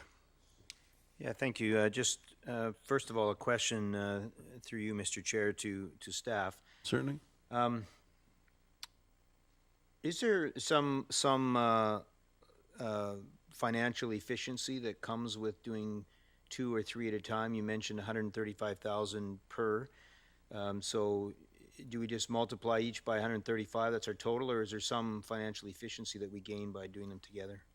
As I recall from the chief's presentation, there was some financial efficiency, but it was relatively modest. I was thinking it was in the range of 10 to 15%. That can be exceeded depending upon the, I guess, conformity of the structures or the conformity of the needs. It could also be, I guess, below if we find some soil conditions or some extraneous conditions that mean that there's things we have to take into account. So that could raise the price. So, for example, if some contamination was found at a very high level. While there's some efficiencies, it can be quite variable depending upon the location of the program. Okay, and just a second question. This potential fire hall at 232nd, I understood that we were interested in doing a feasibility study, but I just can't recall. I thought we were moving ahead with that, but you're telling me that we really are just doing feasibility on 2, the future 232nd area sort of hall. We're not doing anything with at this moment. At this moment, but in part, we're also waiting for some land availability. The province has had to change some of the interchange designs in that area, so it's possible we may be able to piggyback on them and actually get a location that would probably have then the need to trigger the study. It would be a bit premature to actually do any study without having any land target identified. And I think the initiative that was before council is likely not to fund 3 at once. It may not be. It may be to fund them over a number of years, or it may be to choose from the feasibility studies to determine which ones have the greatest need and the greatest impact. Okay. Well, certainly, I guess my comments would be that I think it's valuable to have information, and I think the more information we have, the better decision we can make. I do think that Fire Hall 5 is a critical fire hall. It is in the center of the Brookswood Fern Ridge area, right where we're talking about with neighborhood plans and potential expansion, looking at increasing the population there by approximately 3 times over the next 20 years. So, I think it's a relatively minor cost. I mean, I guess saying 135,000 is minor seems maybe funny, but in terms of that, I think the information's helpful. And so I would support this. I was supportive of the idea of it before, and I'm still supportive of putting in the 2023 budget. Okay. Thank you. Councillor Arneson? Yes, thank you, Mr. Mayor. I guess I have a different take on this. For first, there's no rationale in this, and maybe this is critiquing somebody's motion where I'm supposed to assume that because we've talked about these other proposals that we'll now fold this one in. And, irrespective of whether or not there's any efficiencies to be gained in this, but that's not part of my reasoning because it's not included here. So aside from Mr. Backen's comments about what he thinks that might be, I just want to anecdotally say I've recently met with the fire chief and we didn't talk about Fire Hall number 5 as being any kind of priority. Instead, we talked about other fire halls that we've more actively considered.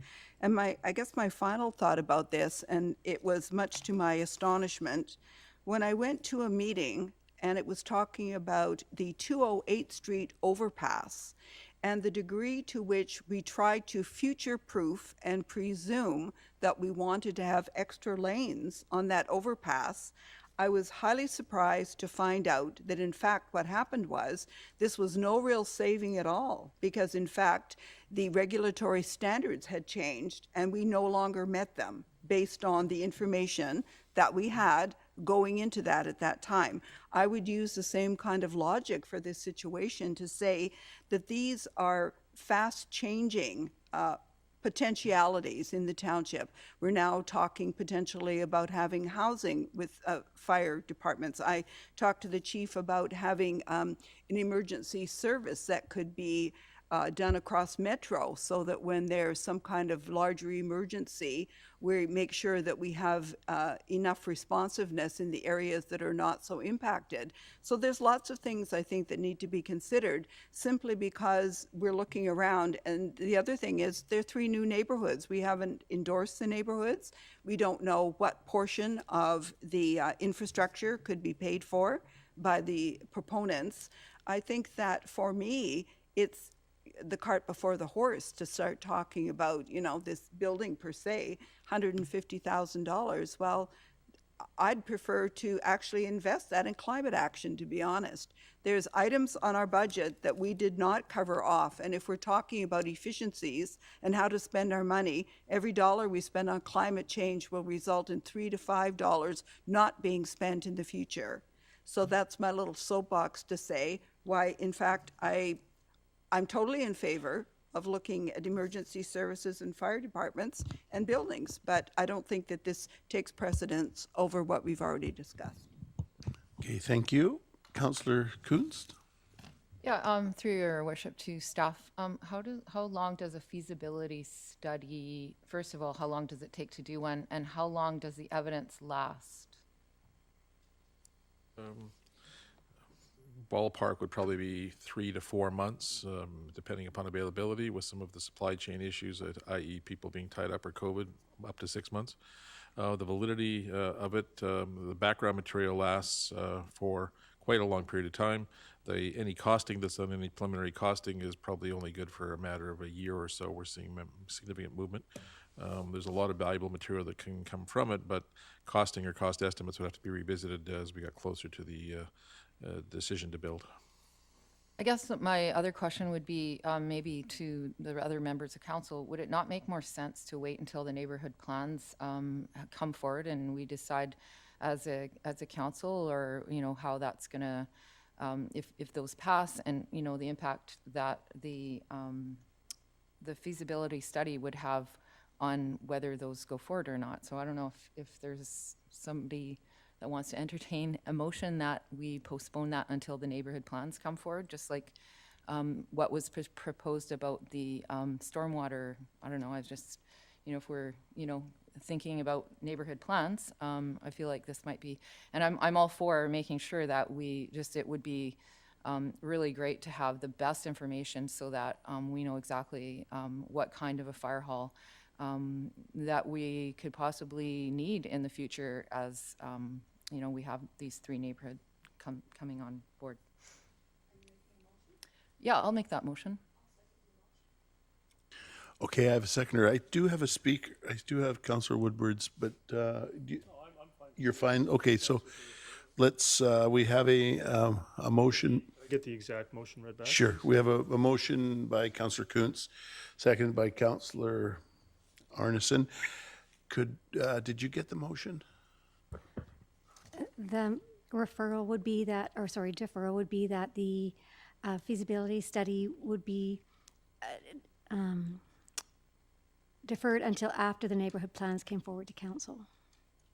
Okay, did that That sounds right. gets in Right, the yeah. ringer? Yeah, After they're adopted by council. yeah. Okay. Okay, so now, Councillor Woodward, would you like to talk? You're first on, and then Councillor Whitmarsh? Yeah, sure. I'll take a stab at it. So, can I get it read again? So it presumes adoption of the neighborhood plans. Is that correct? Okay, could we read it one more time?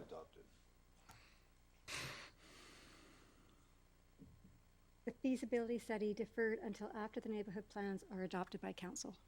So that could be a year if they're not approved by this council. Would that be fair? Like, so it's not clear when it would be, right? If they're not adopted by this council. Correct. Theoretically, it could be this council, or it could be that they're never adopted, I suppose. Yeah, at so I think- theoretically. I think basically this seems like is that even in order to defer it indefinitely? Is that? It would be in order to the extent that it's being deferred to a subsequent event. If the event doesn't occur in a reasonable period of time, then it could be revisited. But I think the triggering mechanism is the actual completion of the planning process itself. Yeah, so maybe I'll just wait, but maybe I'd consider an amendment to be considered by council as opposed to adopted. I always get nervous when people presume something's going to be approved. I think for me, I think that we're talking a lot about neighborhood planning, but I never actually occurred to me to tie the feasibility of a paid call fire hall that falls down in an earthquake to adoption of a community or neighborhood planning process when we have 12, 15,000 residents living there already. And response times out of Murrayville that seem to be challenging. So it didn't really occur to me that it would be tied to development. I value the current residents as much as the future ones. So, you know, for me, I think that what I was trying to get to, and hopefully the referral will, I don't support it, hopefully it will not pass. If it's not a good idea, let's just vote it down.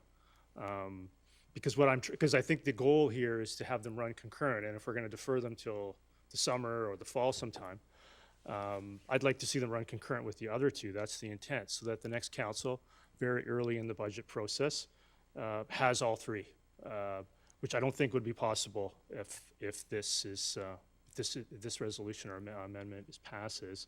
That intent is lost, that the next council wouldn't have all three very early on in the budget process. I think it's pretty valuable to have the information to consider all three, and that's why I don't support the referral. I think it's necessary for the next council to equally consider all fire hall with all that information, including feasibility and cost and service times and the impact that these additional new halls may have for response times in the area. So this would, I think, undermine the intent of the motion entirely, as opposed to keeping it alive for no purpose. So I don't support the referral. I'm hoping that you know, we can proceed with the feasibility study. I mean, we spend $50,000 painting fish on a pump station, but we don't have enough money for the feasibility of a fire hall.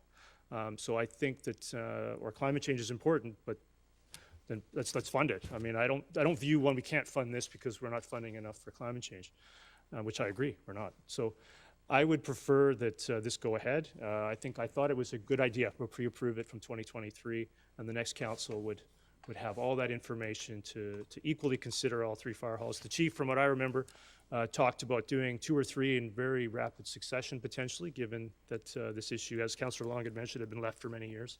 So I think that there's some catch-up needed, and I think that will be a significant decision of the next council, and I'd like to provide them with all the information right away. Thank you. Thank you very much, Councillor Arne. No, I believe it's Councillor Kunst. Chair, will you allow a point of information? Well, sometimes that tends to become an argument. I don't want it to wanna become an argue. argument. I just want a point of information is which halls are full-time now? Oh, well, maybe That's what, that's a good question. Actually, that's a good question. But can you put your hand up and I'll follow the Well, protocol. it'll just affect the debate, I think, because if Fire Hall 5 is full-time right now, well, that's a different story. It's not really. Okay, just we'll Okay, well go then. with Councillor Arneson. Councillor Kuntz, please, and then I'll ask that question. Well, I suppose, you know, if we're gonna build a new fire hall, we would want to do that if, why would we do that if we're not going to have new people in the community? So, I mean, I liked your, your word consider, so I'm willing to make that amendment. So it doesn't need to be, if it's, I just feel like, why not be good stewards of the public purse? We're already doing feasibility studies for other fire halls, and I certainly don't want anyone, apparently the fire hall is going to crash, with an earthquake, and somehow safety is, then maybe nobody should be in that fire hall currently, and that should be the first one on the docket. But anyway, so I'd like to, still go with that amendment or that. Okay, good, then that's softened, or, Unless you would like, would you like to put the word consider? I'm good with that. I'm not going to move that. Okay. Well, I can make that. I can say consider. okay, now, are we allowed to change the wording on the fly like this? Would take an amendment unless it's a friendly amendment, that term we use, but I can tell already that it's not friendly as there's already a party objecting. Okay, Let's stick with the so we'll stick planning. with it the way it is. Planning. Councillor Arneson and Whitmarsh are next. Can I? Okay, oh, is it? Okay. Councillor Long, what one question did you have that you thought that was bearing on this conversation? Which halls are full-time currently? Okay, which halls are full-time currently? The chief's not here, but, Going by recollection, it's Aldergrove, Willoughby, Walnut Grove, and there is a further hall I'm trying to, so there's four. I think there's Murrayville, of course, Murrayville. Louisville, yeah. Yeah. The echo of the, Full-time now? yeah. Yeah. Okay, so now that's bearing on the conversation. I think that's relevant. Councillor Whitmarsh?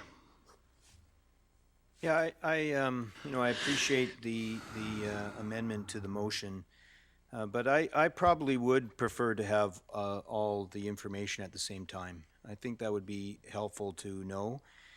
We do have an official community plan that was approved in 2017 for the Brookswood-Fernage area. It does call for a population eventually of about 39,000 people. There's currently around 13 or 14,000 there, so we're about 1/3 of what it calls for. The neighborhood plans are coming forward, but those neighborhood plans are based on an approved official community plan, which is the overall guiding document for the neighborhood, for that whole community. The neighborhood plans are the specifics of that for each of those neighborhoods and how those neighborhoods will adapt and fit and develop according to the official community plan. So it's not like we don't have a plan. It's not like we don't have a target already of 39,000 people approximately living in that area. And that's going to come at some point, whether those neighborhood plans are approved at this council or the next council. So for me, I do appreciate the idea of the neighborhood plans, but I think we do have a community plan, and that community plan is the overarching guiding document for us. And we know that Hall 5 is paid on call. There are lots of challenges with response times in the south part of Langley. And so I think it is something that we need to consider, and so I'd like to have the information. So on this one, while today might be rare, I'm agreeing with Councillor Woodward on this. I would like to see us move forward and have 3 done at once. Okay. Councillor Arneson? Yeah, thank you, Mr. Mayor. I have a perspective about this, and I know that we haven't discussed yet as far as I recall. And I'm looking at the options, and I am not suggesting in any way that there isn't some value in putting some kind of feasibility study together. But I do wonder, philosophically, that's one thing. But the reality of our budget in 2023, we are seeming to somehow presume that at some point we're going to be choosing amongst these functional options. I recall hearing that we're going to have a deficit in our budget in 2023. We went to great lengths to try and keep our budget down this year. So in the absence of hearing more from a policy discussion point of view, which everybody will roundly reject, I think we should go to a CPC meeting This is a huge policy issue that we're talking about. And I don't know why, but I notice the absence of the fire chief here. So I don't understand how we can, in this vacuum, make this decision. Yes, it seems like a modest amount of money. However, what kind of prospects do we have? Should we put ourselves in a position, either this council or a subsequent council, to be saying that we are going to look at a plan for this, when in fact there might be every reason to believe that we won't be able to reach that fiscal ability for 5 years? This is just conjecture. I have no idea, but I don't understand why we're looking at such things. And I would be talking in terms of our master library plan. Everybody was keen to find out how much library space we needed. And then as soon as they found out how much it was, everybody just decided to receive the report and just leave it at that. I don't want to do this to our fire infrastructure. I think that would be inappropriate, but if that's what we're facing, I would rather know that this is the case. Because the other conversation I've not had, and I don't know if it's reasonable or not, why don't we look at re-engineering some of our buildings to meet seismic codes? If we're doing that at schools with major renovations, how do we know that this is not a better approach and more cost-effective in the absence of a new population that's likely going to be concentrated elsewhere? So I just put these things out for consideration, because if somebody came up with a value proposition to say, you know, for $5 million, we could forestall having to build a new fire hall, number 5, that might be a better bet than considering, you know, $20 or $30 million going forward. I just think we haven't had enough discussion about this, and just solely focusing on, well, you know, what would be the feasibility? Well, what about the feasibility of fixing up the one that we already have? What would that cost? Okay, thank you. Councillor Woodward? Yeah, thanks. So yeah, I just wanted to address that. So the Brookswood Hall is a paid call hall, very, very old, and it can't actually be renovated for full time. I've talked to the chief about it. So there's a challenge there that it's, I mean, I mentioned seismic upgrade, but it's a paid call hall in the middle of a dense area being supported by a Murrayville Hall, which is actually in the center, which provides backup for, you know, other halls. So when Murrayville's up in 24th and 196th, this presents a challenge for the remainder of the township. So, you know, there's maybe some disagreement around which hall should go first. But I'm not presupposing that. I think that it's critical that the next council have that information. And I think by not doing all 3, we're presupposing that the other 2 are more important. And I haven't reached that point, and I would hope others haven't reached that point as well. That it's really important. I think that the fire chief mentioned, you know, we haven't built a new hall in a long time. We've left the fire hall infrastructure it's a bit behind, and it might require a big catch-up. May not. I'm thinking that it probably does, from what I've heard even from the fire chief and people that work in the fire service every day. So for me, I think that I'm not sure how you make the decision. If I'm, you know, fortunate enough to be here in November, I'm not sure how I would make the decision to decide how, you know, which hall should go first if I don't have the information that's needed to make that decision. And I think a feasibility study for Hall 5 is really critical to that, as is a feasibility study for Hall 7 and Hall 8. I think it's pretty clear that all 3 have some significant challenges, and you know, it'd be up to the next council to figure out what may be possible in order to make them happen faster. Others think it may not be possible. I think it might be, but you can't get it done without these studies. Thanks. Okay, Councillor Kunst? Yeah, I'm good. You're good? Yeah. Okay, seeing no, Are we on the amendment or on the referral? Oh, We're on the deferral.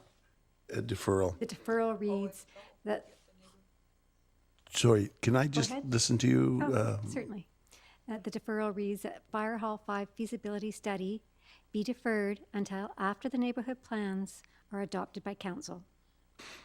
Okay, has everyone got that? So I'm going to call a question. All those in favor? We have okay, all those opposed. Councillor Richter, Councillor Whitmarsh, Councillor Davis, Councillor Woodward. And Ferguson's not here. So is that a tie? It fails. A 3-4.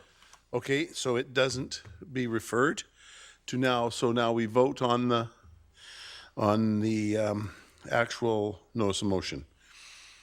So, we've had good debate about it. It's important. So I'm going to call a question. All those in favor? Those opposed? Councillor Long, Councillor Arneson opposed. It passes. Okay, I do have a couple of things in other business, but I'd like to throw it out. Does anybody have any other business before I go? Or, okay, Councillor Richter? Yeah, and I've got items distributed. So item number, this is from the April 21st package. So item number 17 on page 42, I'd like to get clarification on the potential liability that could exist for TOL relative to this this new building requirement. Number 19 on page 47, is there a possibility of making part of the Walnut Grove Community Park and West Mundy Trail a dog-off leash area? With respect to number 20 on page 48, this is the housing development at 21746 52nd Avenue. And I thought this was very interesting because we don't often get requests to leave blackberries there. Mostly we want them removed. So I'm just wondering from staff, is it possible to leave them there as the residents have requested?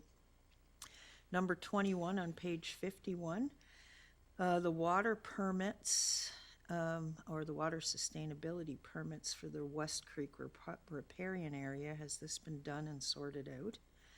Number 22 on page 54, will a response be sent on this one? And which one was that? That was page 54, right? Let me look that one up.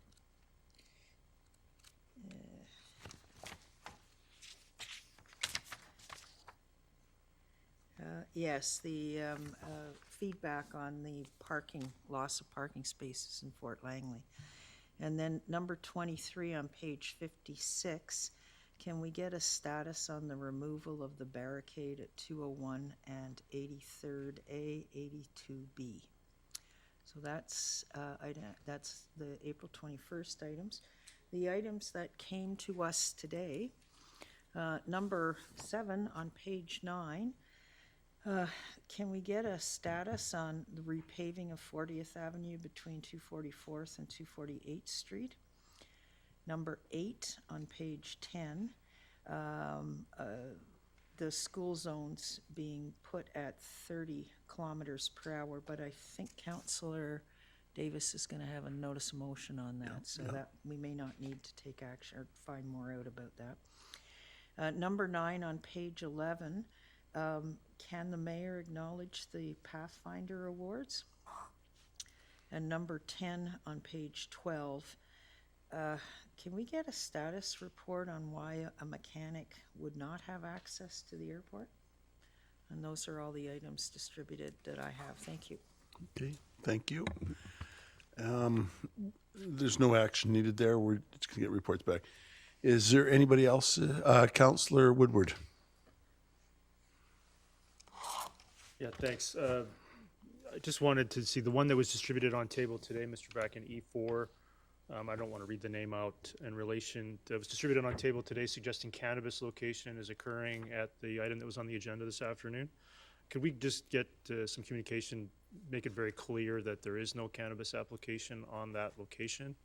And if you could actually get some clarification on what she's concerned about and where this cannabis is, maybe distribute that again to us, because I'd just like to see her followed up with and clarify this, that this individual, this group is not applying for cannabis retail.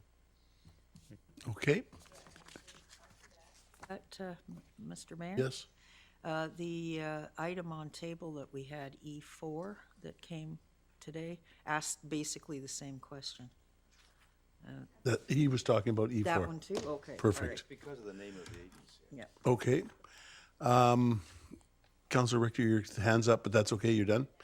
Okay. Can I just like to, in other business, As already spoken, I received a letter from Linda Nash regarding a proposed signage change in the school zones. So I would like to put a notice of motion in. I would like to put a notice of motion in for next meeting that will direct staff to look into this and prepare a report for council on decreasing the speed limit in school and on playground zones and following this 7 days a week from 7 in the morning till 9 p.m. The pros and cons. That's notice of motion. Is that sound okay or something? Okay. I've got a copy of it here. And then in other business, 216th and Glover Road is getting worse and worse. The traffic blocks half a mile up and drivers are getting all frustrated. And the other day I sat there and witnessed right in front of me a truck had stopped and I almost witnessed an accident there. I look ahead, the train came, so I almost witnessed a car got hit by the train. Or it didn't get hit. But anyhow, we have been, Raman, Mr. Staffy has reported to us numerous times about I think we're waiting for the hydro. But I'm wondering, can we send them a letter or something just stating that it's been sitting idle and I keep sometimes parking and I risk my life and I take the silly little cones and stick them up because people are all over the map over there. And it's just sitting idle as though, just maybe we could request, because it's the railroad, the province, and our road. And I'm just, don't want to see somebody get killed there because of the train and the highway. Are we able to send them a letter or, I don't know, just get something more in teeth? Maybe just a comment, I guess. That's all we can do. Yeah. Okay. I don't see any other on the, can I have a motion to resolve into special closed? So moved by Councillor Arnson, seconded by Councillor Whitmarsh. Are there any additional items to add to special close agenda? Okay, seeing none. I'd like to, can I have a Call the question. call the question? All those in favor? Those opposed? Nobody? Now, a motion to resolve, no, did I do that now? I did that already, okay. Okay, good. It's not right, is it, Michelle? It's just not right. It's supposed to, okay, Eric Woodward. Councillor Woodward, the termination. We have 5 minutes. Thank you. What's that? Are we here or there? We're right here. A little recess. Just, well, 5 minutes. Is that okay? Yeah, 5 is good. Excellent. I'm sorry for cutting you off.